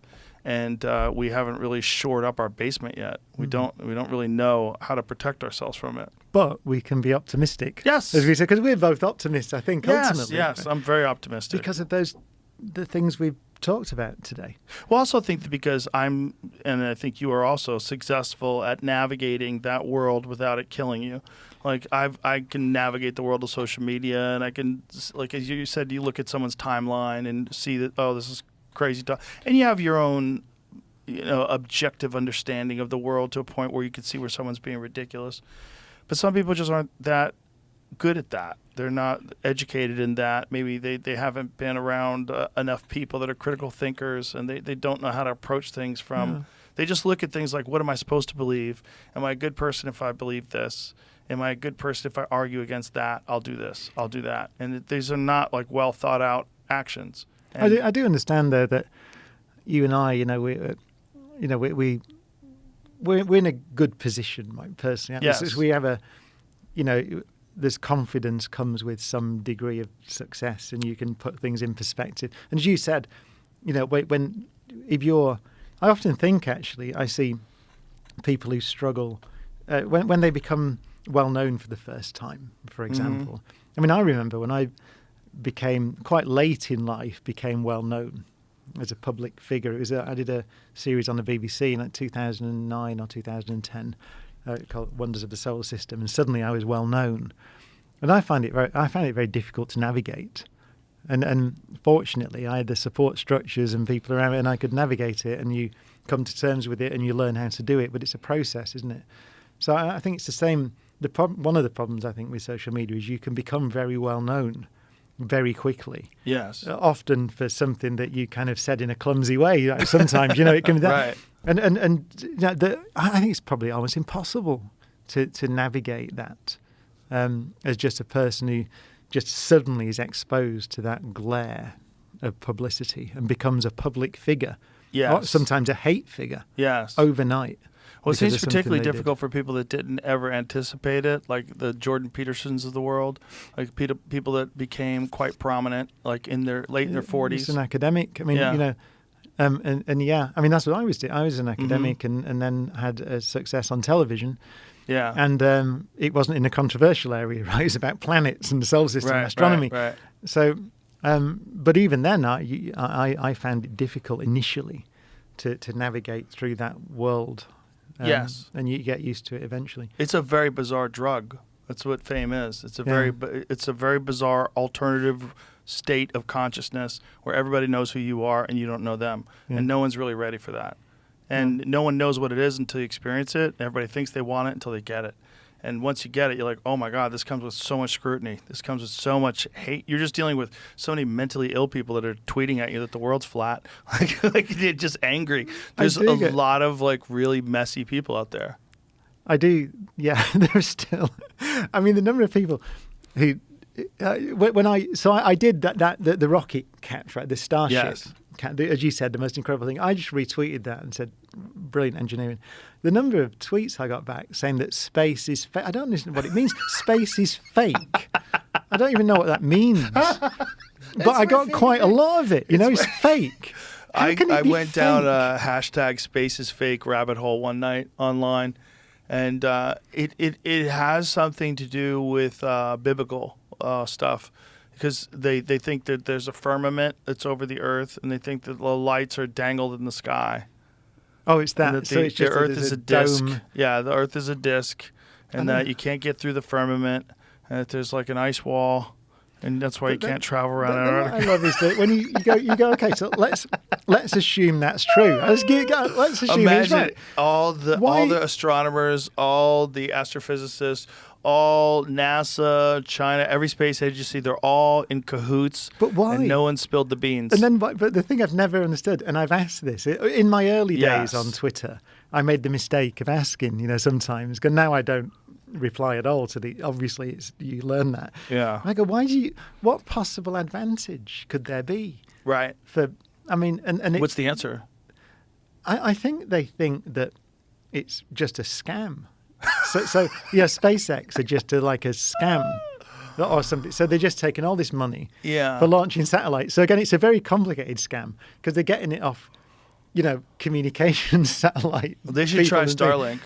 Starlink. They should try it so they know space is real. They probably think it's just deflecting off the dome or something. Yeah, I don't know. I guess, but the crazy thing is the idea that everybody's in cahoots, that all these competing countries decided to all lie together, and yet there's no record of it. There's no record of communications. There's no people that rebel against this idea and go, "This is madness. Everything's round. Look at the sky." The fundamental thing as well, the fundamental misconception these people have, is they assume that there's a competence there in government. Anyone who's interacted with government, I speak of my own country, right? I've interacted with the government. The idea that they're competent enough to do this tremendously intricate scam, they can't even, in my country, they can't even make the trains run, right? It's very basic. So I think that it's this assumption that there's some kind of underlying competence to the world. Yes, not just competence, but unbelievably calculating manipulation. Yeah, I just don't think that the world is run by people who are smart enough to do that. Right? I mean, there's certainly conspiracies that are real, but that's just preposterous. But it's just like this. It's attached to a weird religious thing. They do believe in the literal interpretation of some of the stories in the Bible, and that's somehow or another that's been attached to the firmament. But that's one of the problems with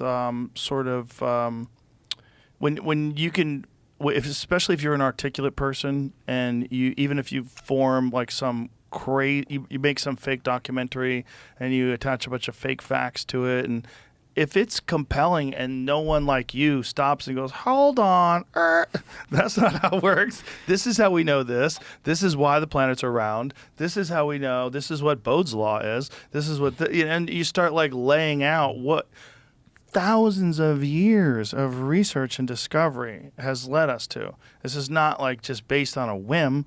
There's like a lot of information, and the idea that all of that information is a vast conspiracy to hide the fact that God is real and that the firmament covers the earth and the earth exists in the center of the universe and was created by God and space is fake. Okay, well, I've learned something I didn't know, because I didn't know the space is fake thing was linked to that. So that's it's a very I have some religious more thing. information. Yeah, at the root of all the flat Earth stuff is the firmament. The root of all the flat Earth stuff is it's based on some very bizarre interpretation of biblical. I don't remember the exact depiction of the firmament and how God describes it in the Bible, but they believe that that's what we're looking at, that there's like a glass, like a cookie dome, like a plate of cookies with a glass dome on it. But going back to what we said earlier, if that was the way that nature is, we would tell you. I'd love it. Well, not only that, but great. everyone would be talking about how crazy Earth is in comparison to all the other planets. It turns out Earth is actually flat. Like, that would not be something anybody would hide. I'd like to find that out. If that was, because you become tremendously, I mean, what a great discovery. Amazing. But it isn't. So, but people have like a natural inclination to uncover vast conspiracies. And I think that's one of the weirder ones that people gravitate to. But again, I really think it has something to do with blind belief in religious writings. And not just that, but erroneous interpretations of religious writings. You know, when you're dealing with something that was originally written in ancient Hebrew and then translated to Latin and then to Greek, and then a lot of that gets lost in the translation. A lot of it gets like, you had 1,000 years of oral tradition. Like, I've always wondered, at the beginning of the Bible, in the beginning there was light. I wonder if that was like someone trying to figure out the Big Bang. I mean, it doesn't make sense that they would have a concept of it back then, but it also doesn't. Maybe that's something like we inherently know is that there was an event. Maybe the echoes of that event are almost something that we just perceive because we just think of it as being a thing. Well, what is it? It starts with, in the beginning, God created the heaven and the earth, and the earth was without form and void, and darkness was on the face of the deep. I love that. It's a great line. Well, it's darkness amazing. Was on the face of the deep. It's amazing as a piece of literature. Yeah, and it's the deep. I think I read somewhere that I was talking to a friend of mine who's. It seems to come from the Egyptian creation myth, I think. I might be wrong there, but it's about it was very much to do with the Nile and the waters. And you find that in many religions, that there's water and things emerge out of the waters. And you see that in Genesis, that echo of it. Darkness was on the face of the deep. And then there's light after that. So I don't know. I'm not a biblical scholar. But I'm it's not great either, language. but I'm fascinated by it the same way I'm fascinated with science, because I think it's people that lived thousands of years ago trying to make sense of things. That's it. That's ultimately it, isn't it? With very little information. Going back to what we talked about earlier, to me, that's one of the defining characteristics of being human, trying to make sense of the world.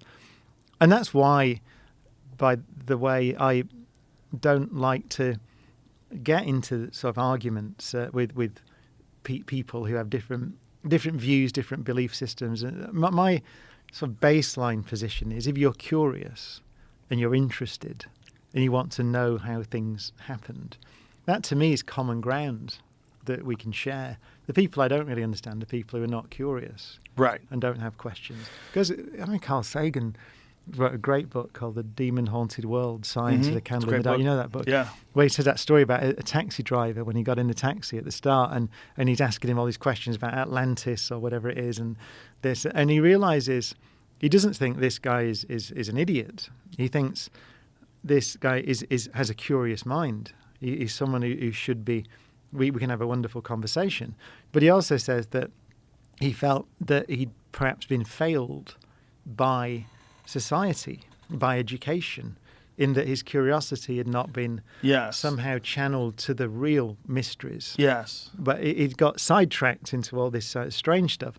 I think the academic mysteries are intimidating to some people because they don't think of themselves as being intelligent. So then they gravitate towards like YouTube mysteries. Simpler yes, things. But more controversial, so that puts them in like a select club of people who actually know what's going on, where people love stuff like QAnon. They love stuff like that, where they're in the know of like some top secret information. And by the way, that idea that I think one of the problems we have communicating science and getting young people into science is that idea that you have to somehow be really clever, which is not true at all. It goes back to what I said before, that it's more you have to be comfortable with not knowing. So that's a big step to say I'm not going to guess, and I'm okay. If you ask me a question about the origin of the universe, right, the answer is don't know. So I think if, as you said, if you can be comfortable with not having to have a simple, intelligible explanation for something, then you'll make more progress in life. But it's quite difficult. So it's easy to just go, there's a simpler that thing. Yes. So that there's a simpler explanation there. Well, it's also very difficult for people because they attach their ego to ideas. And once you have said an idea, then you are attached to that idea and you defend that idea. It's a real problem. That's so important. Yeah. Ideas are just ideas, and you are you. And the way you interact with ideas shows your intelligence. You can be incorrect. People are often incorrect. Yeah. But if you argue for something that you know is incorrect because you don't want to lose, that's bad for everybody. Yeah, I mean, going back to Richard Feynman, he said, there's a great essay I've probably talked to you about before called The Value of Science that he wrote, 1955. You can get it online. And in there he says the most valuable thing is scientists bring this transferable skill to life. And it's that you have a great experience with being wrong. Yes. So nature is brutal. And most of the time you come up with some really great theory and you're really sure about it. You do the experiment and you're just wrong. And so you get so used to it that you come to enjoy it because you're learning. But it's a process. That's why science is so important in schools and experiments are so important. It's not that you just swing a pendulum, and there's nothing interesting about that, but it's just that you're learning that there's a gold standard of knowledge, which is nature. And as Feynman said, it doesn't care who you are or what your title is or what your name is, or you may have been elected with 99% votes in whatever it is. It doesn't matter. Nature just doesn't care. And so the more you interrogate nature, even as a kid at school with a little experiment with a battery and a light or something, you learn that there's a reality, and you learn what it takes to acquire reliable knowledge about the world. And reliable knowledge is important. Yes. So how do we form a view of, and it can be very important questions. It can be questions like, what happens if we carry on putting greenhouse gases into the atmosphere, for example? Whatever your politics are, it's a legitimate question, a good question. Right, scientifically, are we going a good question to influence the climate if we carry on doing this? And so how do we then address that as a question? You can't do it by going back to your political affiliation or your belief system. You've got to try and understand this complicated system, which is the climate of a planet. So you make measurements of the thing and you build some models and computer models. And there's a very famous saying that all models are wrong because they're models, right? So, but they're the best you can do. So you have a go and you come up with some information and a model that kind of works. And you say, well, this is the best version of our knowledge at the time. And then you can try to act on it and you refine the model. And that's the process. But that idea of how can we acquire reliable knowledge that we can trust, which might not be right and is very likely not completely right, but it's the best we can do at the time. That's what my definition of science would be. It's nothing more or less than the best picture we can manage of how nature works at any given moment. It's not a truth. It's not something by its very nature. The way that science works is it may be shown to be incorrect or not particularly great a model tomorrow. Yes. But I would define it as the best we, and by we I mean our civilization, the best we can do. And so we act on that. I don't see any other way to act as a civilization other than with that, the best we can do. Is the best we can do. Yeah. And that term reliable information is so important because people want to leap to conclusions to try to like tie something up neatly when the reliable information might not be available. Like reliable information is the number one reason why I never take the UFO thing seriously.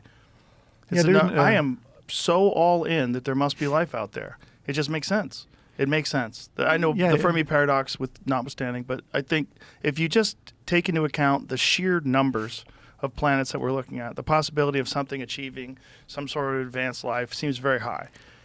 But no reliable information. Zero. Not one thing that I've ever seen. I'm like, oh, that's for sure real. Not one. Every sighting, everything. I'm like, how do we not know? How do we know if there's a top secret drone program, which most certainly there has to be? There probably has to be. There's probably some sort of radical propulsion system that they devised. They probably made some breakthroughs they haven't been forthcoming about because of national security risks. There's probably something really kooky that they could fly really fast through the sky, some kind of a drone. And that's probably what people are seeing. That's probably a lot of it.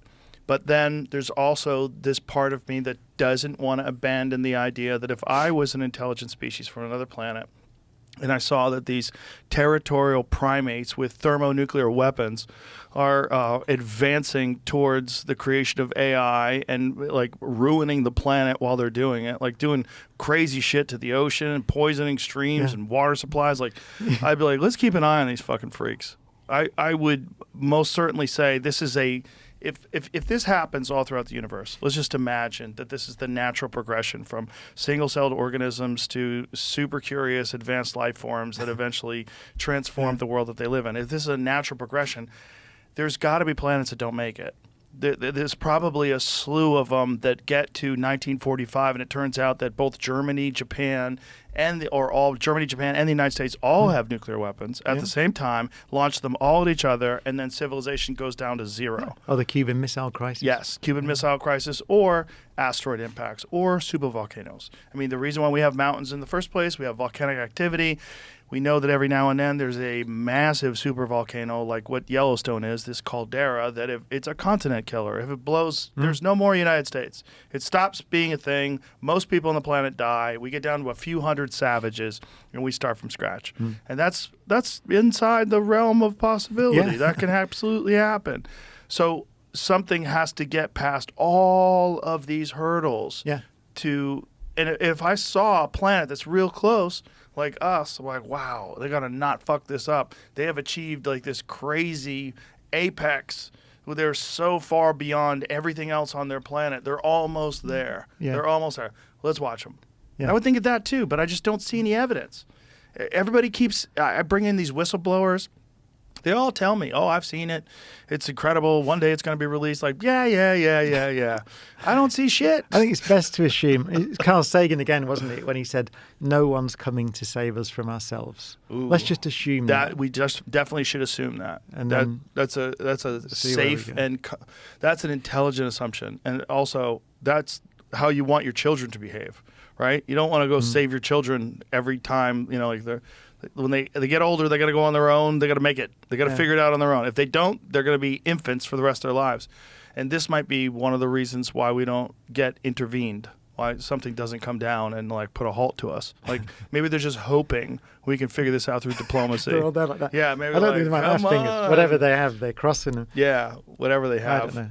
I mean, I'm so fascinated by it. I want to believe everything. I'm such a sucker. Every time I see Bob Lazar talk, I want to believe it. I want to believe all of it. As I said, I wouldn't be surprised. Right. I'd be relieved. I'd be relieved as well. Yeah. Please help us.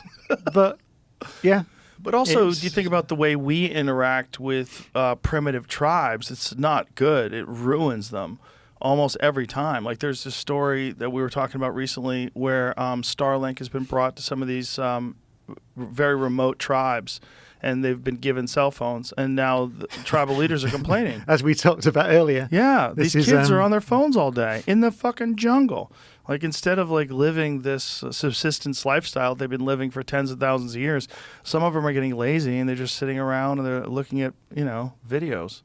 Getting shouted at. Yeah. Just looking at TikTok, arguing with people online, trolling, Yeah. looking at memes and laughing. We've ruined them. And this is one of the reasons why, like, places like North Sentinel Island, there's like, you're not supposed to visit them. You're supposed to leave them alone because they are this very bizarre state of uncontacted and very primitive lifestyle that we can, we can preserve, which is also weird. It's like, shouldn't we help them? Like, that's sort of weird too. Like, they're human beings and they're living like people lived thousands of years ago. I don't want to live like that today. But that's, if I was an alien life form and I wasn't so, cautious about the impact, that I would go, you guys got to stop this. We're going to come down, land on the White House lawn, scare the shit out of all of you, take all your nuclear weapons away. I wish somebody would do that, to be honest. Don't you think, though, that I don't think the there's real anyone out there. problem would be the structure of our society is based on this idea that we have to work together to sort out our problems. And if something came here that was like far superior in intelligence and its capabilities, we would sort of defer to that. That would be our space daddy now. And there would probably be religions, probably some scam religions that get invented to try to, contact and make peace with these overlords. How did we get here? We've gone But to it's it's the idea. Like, okay, let's take a look. Let's pretend that let's extrapolate. Let's imagine we do get to Mars. We set up bases on Mars. We do become. We develop the technology that allows us to travel to other solar systems, and we do observe a civilization that is, like the Bronze Age, and we stumble upon these people that are developed. They have tools. They haven't figured out steel yet, but they've done some pretty interesting things, and they're clearly intelligent. They figured out agriculture. We would be studying them for sure, 100%. We would, send word back to Earth. Oh my God, we found these, people that live like the Mongols did in 1200 AD. It would be fascinating. We would 100% be interested in it, and I think they would be interested in us. This is Star Trek. It is Star Trek. It's the prime But directive. the thing is, the prime directive, do no harm, right? Isn't that what it is? Yeah, What's well, the prime don't directive? intervene at all. I think Don't it's intervene, don't right. intervene at all, isn't it? Yeah. I mean, I think that's what they would do. I think we would hope that they would prevent. But if that's the case, why didn't they prevent Hiroshima and Nagasaki? Why do they let us just practice blowing things up in the Nevada desert for like 30 years? I think you're absolutely right. I mean, the point is, I think there's nobody there. That's For a long the way. terrifying. The terrifying idea is that we're the only ones in the whole thing, and that intelligent life is so bizarre and such a rare thing that happens in only the perfect of circumstances. That would be my baseline view. But if the based on universe history is of life so on Earth. big, wouldn't every single potential situation happen infinite number of times? Infinite, I mean, we don't know if it's infinite. We have the observable universe. I think the current number is something like 2 trillion galaxies, depending on how many smaller ones there are. So wouldn't in you a think piece of the that universe just we out can of see? 2 trillion galaxies, there's probably pretty good odds that something would reach some sort of a Goldilocks state in terms of where the planet exists in relationship to the star? Yeah. But we're talking the distance between the galaxies is, the Andromeda Galaxy is 2 million light years away, Right. which is the largest and our nearest large neighbor. So I think when I think about this, I tend to confine it to our galaxy because I can't conceive of travel between galaxies. Too crazy. I think it's too far. Although For now. it is true that the laws of physics do not prevent that. So relativity, I teach relativity at Manchester University, right? To the first years, the 18-year-olds. And the first thing we do in special relativity is talk about the fact that if you travel close to the speed of light, so if you had a spacecraft traveling close to the speed of light, then distances shrink from your perspective. So, and the one number I always have in my mind is at the Large Hadron Collider at CERN, the protons go around a ring, which is 27 kilometers in circumference, and they go around at 99.999999% the speed of light, so close to the speed of light. At that speed, distances shrink by a factor of 7,000. And so that ring is something like 4 meters in diameter to the protons. Whoa. So according to laws of physics, if you can build a spacecraft that goes very close to the speed of light, you can shrink the distance to the Andromeda Galaxy, and therefore the time it takes to get there, by an arbitrary amount, actually. The closer you get to the speed of light, the more you can shrink it. And so you can make those 2 million light years.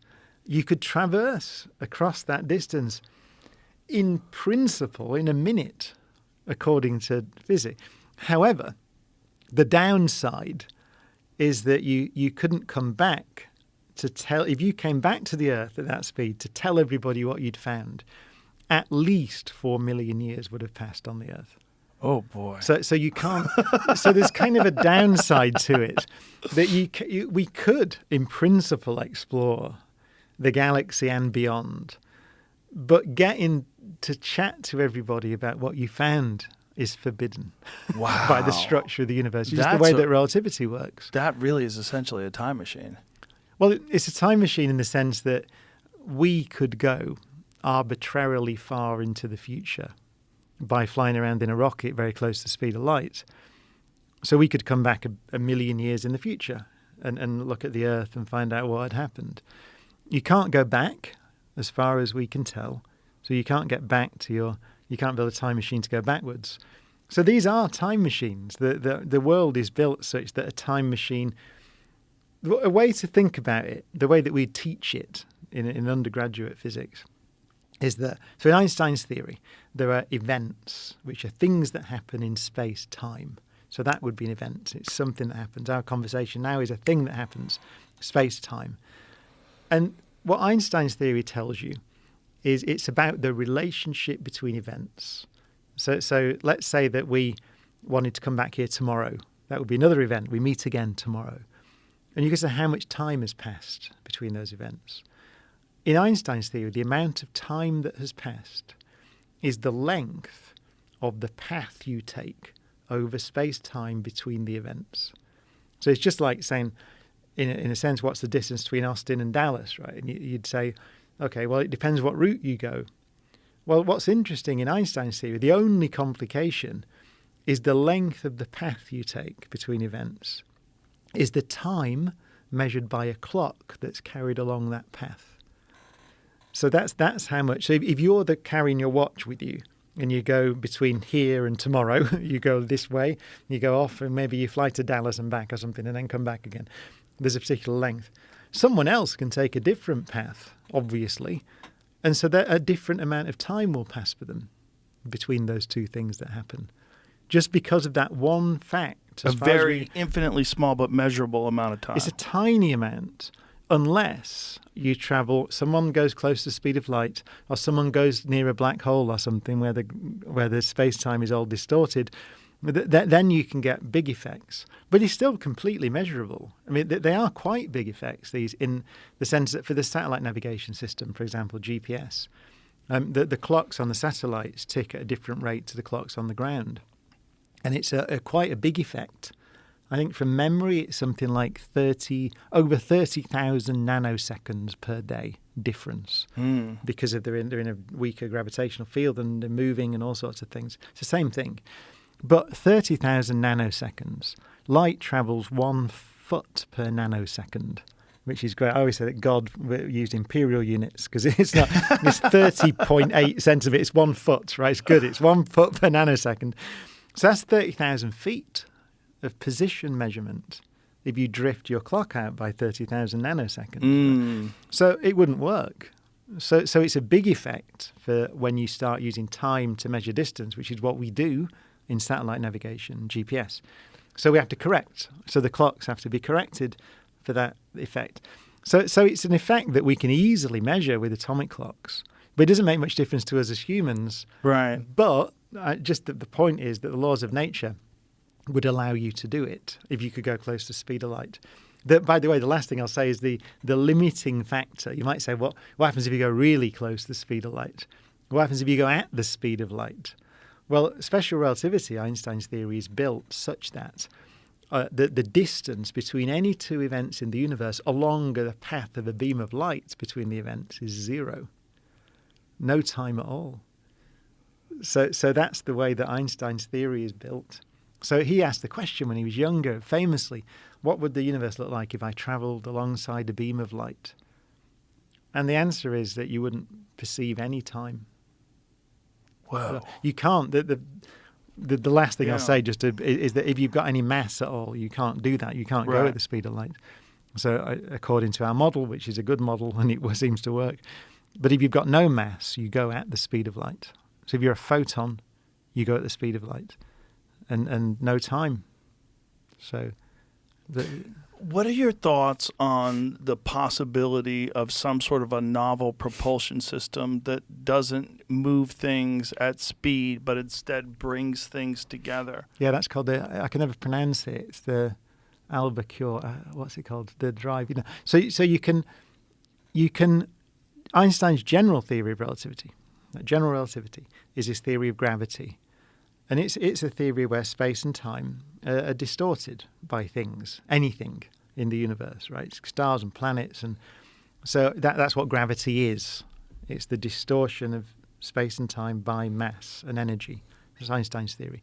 So you can, and it's been done, but you can develop sort of things where you say, well, if we could make this geometry of space and time, if we could distort it in this way, then indeed you can build a warp drive.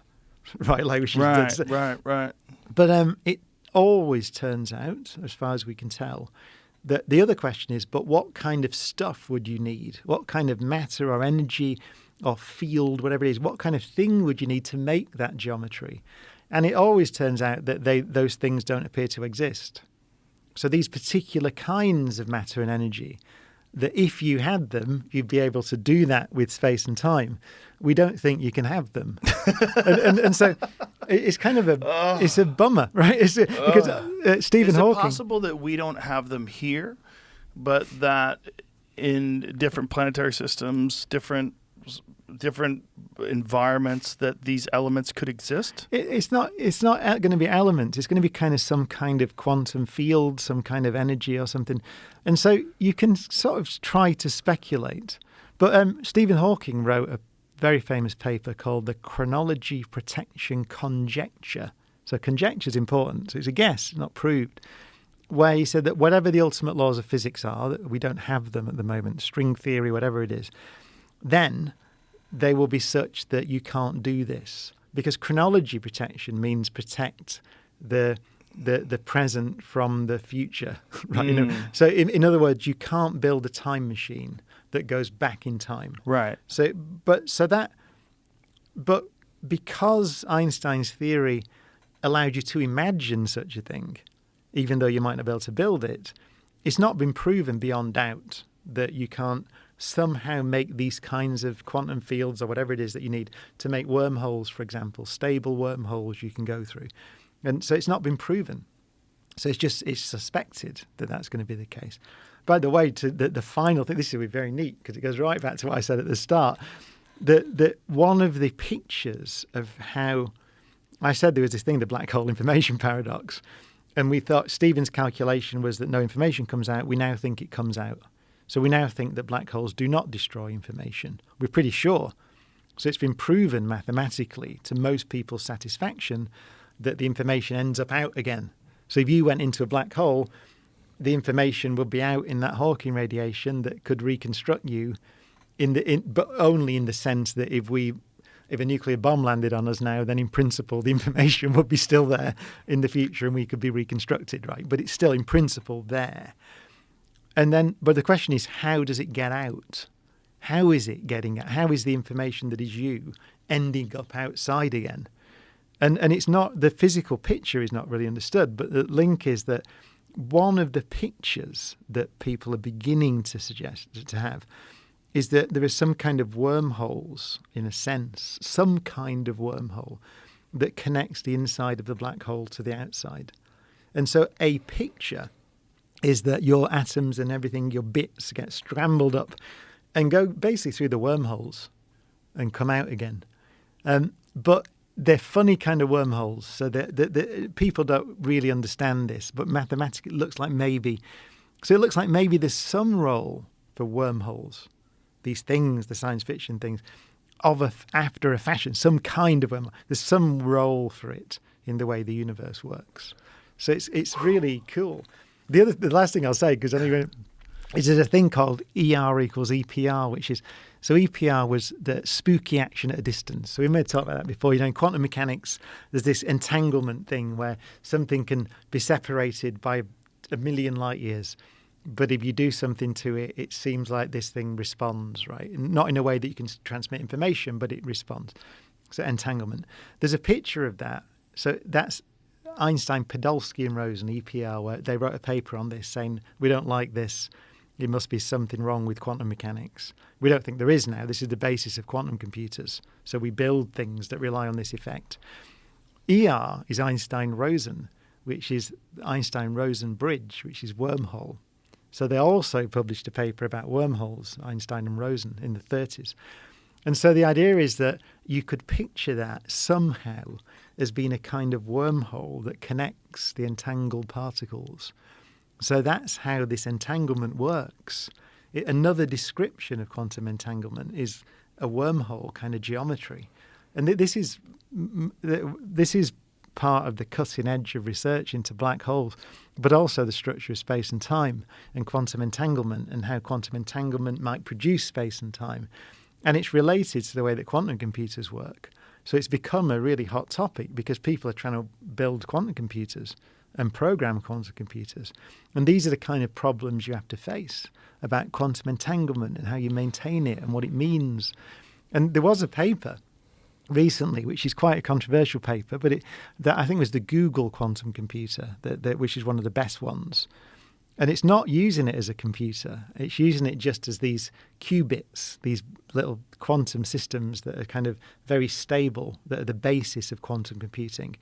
And it's using those qubits and setting them up in such a way that something that looks like a kind of a wormhole is created in the quantum computer. It's kind of a one-dimensional wormhole, and it's a bit kind of technical and everything. But it looks like it might be the first hint of how you build space from qubits. And so so that paper was published. There it is. That's it, a holographic wormhole. It's important to say that wormhole, it's what's called a hologram. It's not really in our universe. It's kind of a different thing, because that's the last thing I'll say, because I've got to blow your mind, because your mind looks it's so these theories, the hologram thing is quite well established now, and it's coming from a thing that you may have talked about with other people on the show, the ADS-CFT conjecture, a great physicist called Maldacena. So the idea is that you can have a quantum theory living on a boundary. So you could picture a sphere with a quantum theory living on the surface. And that there's a completely equivalent description of whatever's going on, the physics, in the interior of the sphere. So it's almost as if the interior of the space is a hologram of the theory that lives on the surface. And it's kind of not accepted, but many physicists think our universe is like that. So what we were saying is that we're having this conversation now, and there's an equivalent description of this somehow in a theory that does not contain space and time. That's a completely equivalent description that lives in fewer dimensions on a surface somehow that's surrounding us, and it's really woolly and hand wavy because we don't fully know what it means, but it would mean that we're holograms. So that this is a hologram of this other dual theory. That's what that thing was, the holographic wormhole thing. So it's all the beginnings of this work, but that's an example of how it could become an experimental science, because quantum computers now exist, and they allow you to do those experiments, to try to build filaments. It's almost like a filament of space, a holographic filament of space that you're building from these qubits, which are just, and by the way, that word is a bit weird. It's just something like an electron. It's not, they're more complicated, but an electron would be an example of one. So it's a physical thing that we have in the lab that is a quantum system, that's a quantum bit. So you build it, and the different ways of building them, and that's what a quantum computer is. But it's amazing, isn't it, that we're beginning to use those things not for computing yet, because they're really hard to program. But we do. Physicists have gone, this is great, because Google and Microsoft have spent billions of dollars building these things because they want to build these computers. But they're perfect laboratories for quantum mechanics.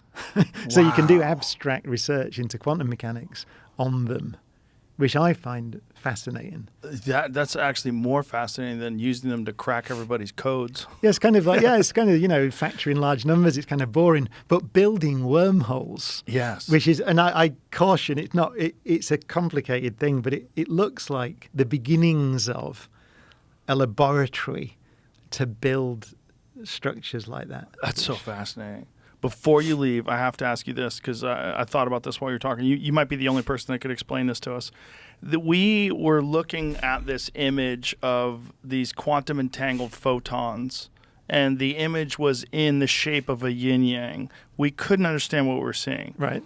We couldn't understand if they did this on purpose to make it the shape of a yin-yang, and it's just the representation of these quantum entangled photons, or if that is what quantum entangled photons actually look like in a shape. So it's visualized two entangled particles in real time. It says making them appear as a stunning quantum yin-yang symbol. Yeah, I mean, it's... I hadn't seen that, but it looks to me like it's another example of trying to visualize. Entanglement looks fundamental. Let me put it that way. So it does look as if this idea of entanglement, which is it is, as I said, perhaps producing space and time itself, but also is the way that quantum computers work. And the way that we didn't talk about this, but the way that you can, one way of picturing what this does is allow you access to multiple universes. It's the many worlds interpretation of quantum mechanics. You mentioned it, breaking people's encryption codes, right? Right. What are you actually doing there?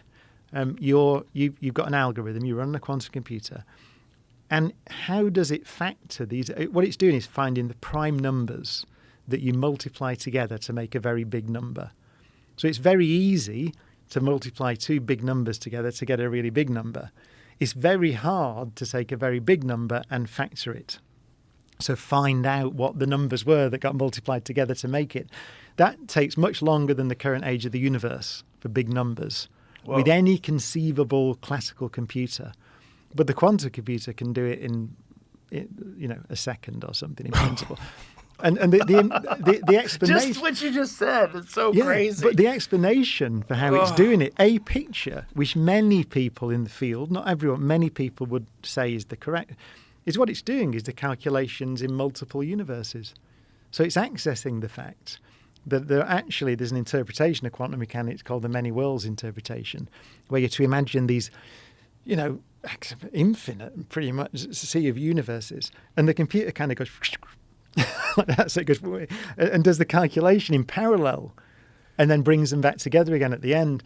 And I mentioned David Deutsch earlier, who's a fascinating writer in this field and the instigator of many of these algorithms early on, who would say that. He would say, this is what is happening. There is no other explanation. How do you explain the fact that this quantum computer can do something that no classical computer can ever do?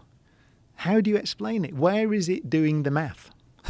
Oh right? my God. And he would say it's doing it in the multiple universes. I still don't understand the yin-yang symbol. Well, I don't fully understand that. I it's a feel visualization. so much better. Well, I've never seen it. I read through it again, and I also now don't understand too, because it says that by capturing the resulting image. By capturing the resulting image with a nanosecond precise camera, the researchers teased apart the interference pattern they received, revealing a stunning yin-yang image of the two entangled photons. So that sounds like that's what it actually looks like. It is a photograph of, in a real sense, that the photons are arriving and you're detecting them. So it's a photograph of. So that's what it actually looks like. If you think about what I think what must be happening is you're getting these photons.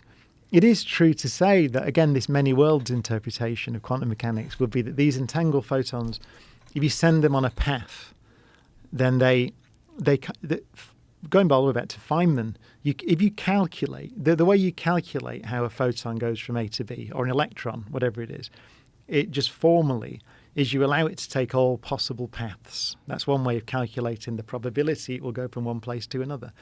And when you get entanglement, it gets more complicated, but you are mathematically saying, I allow it to go on all paths.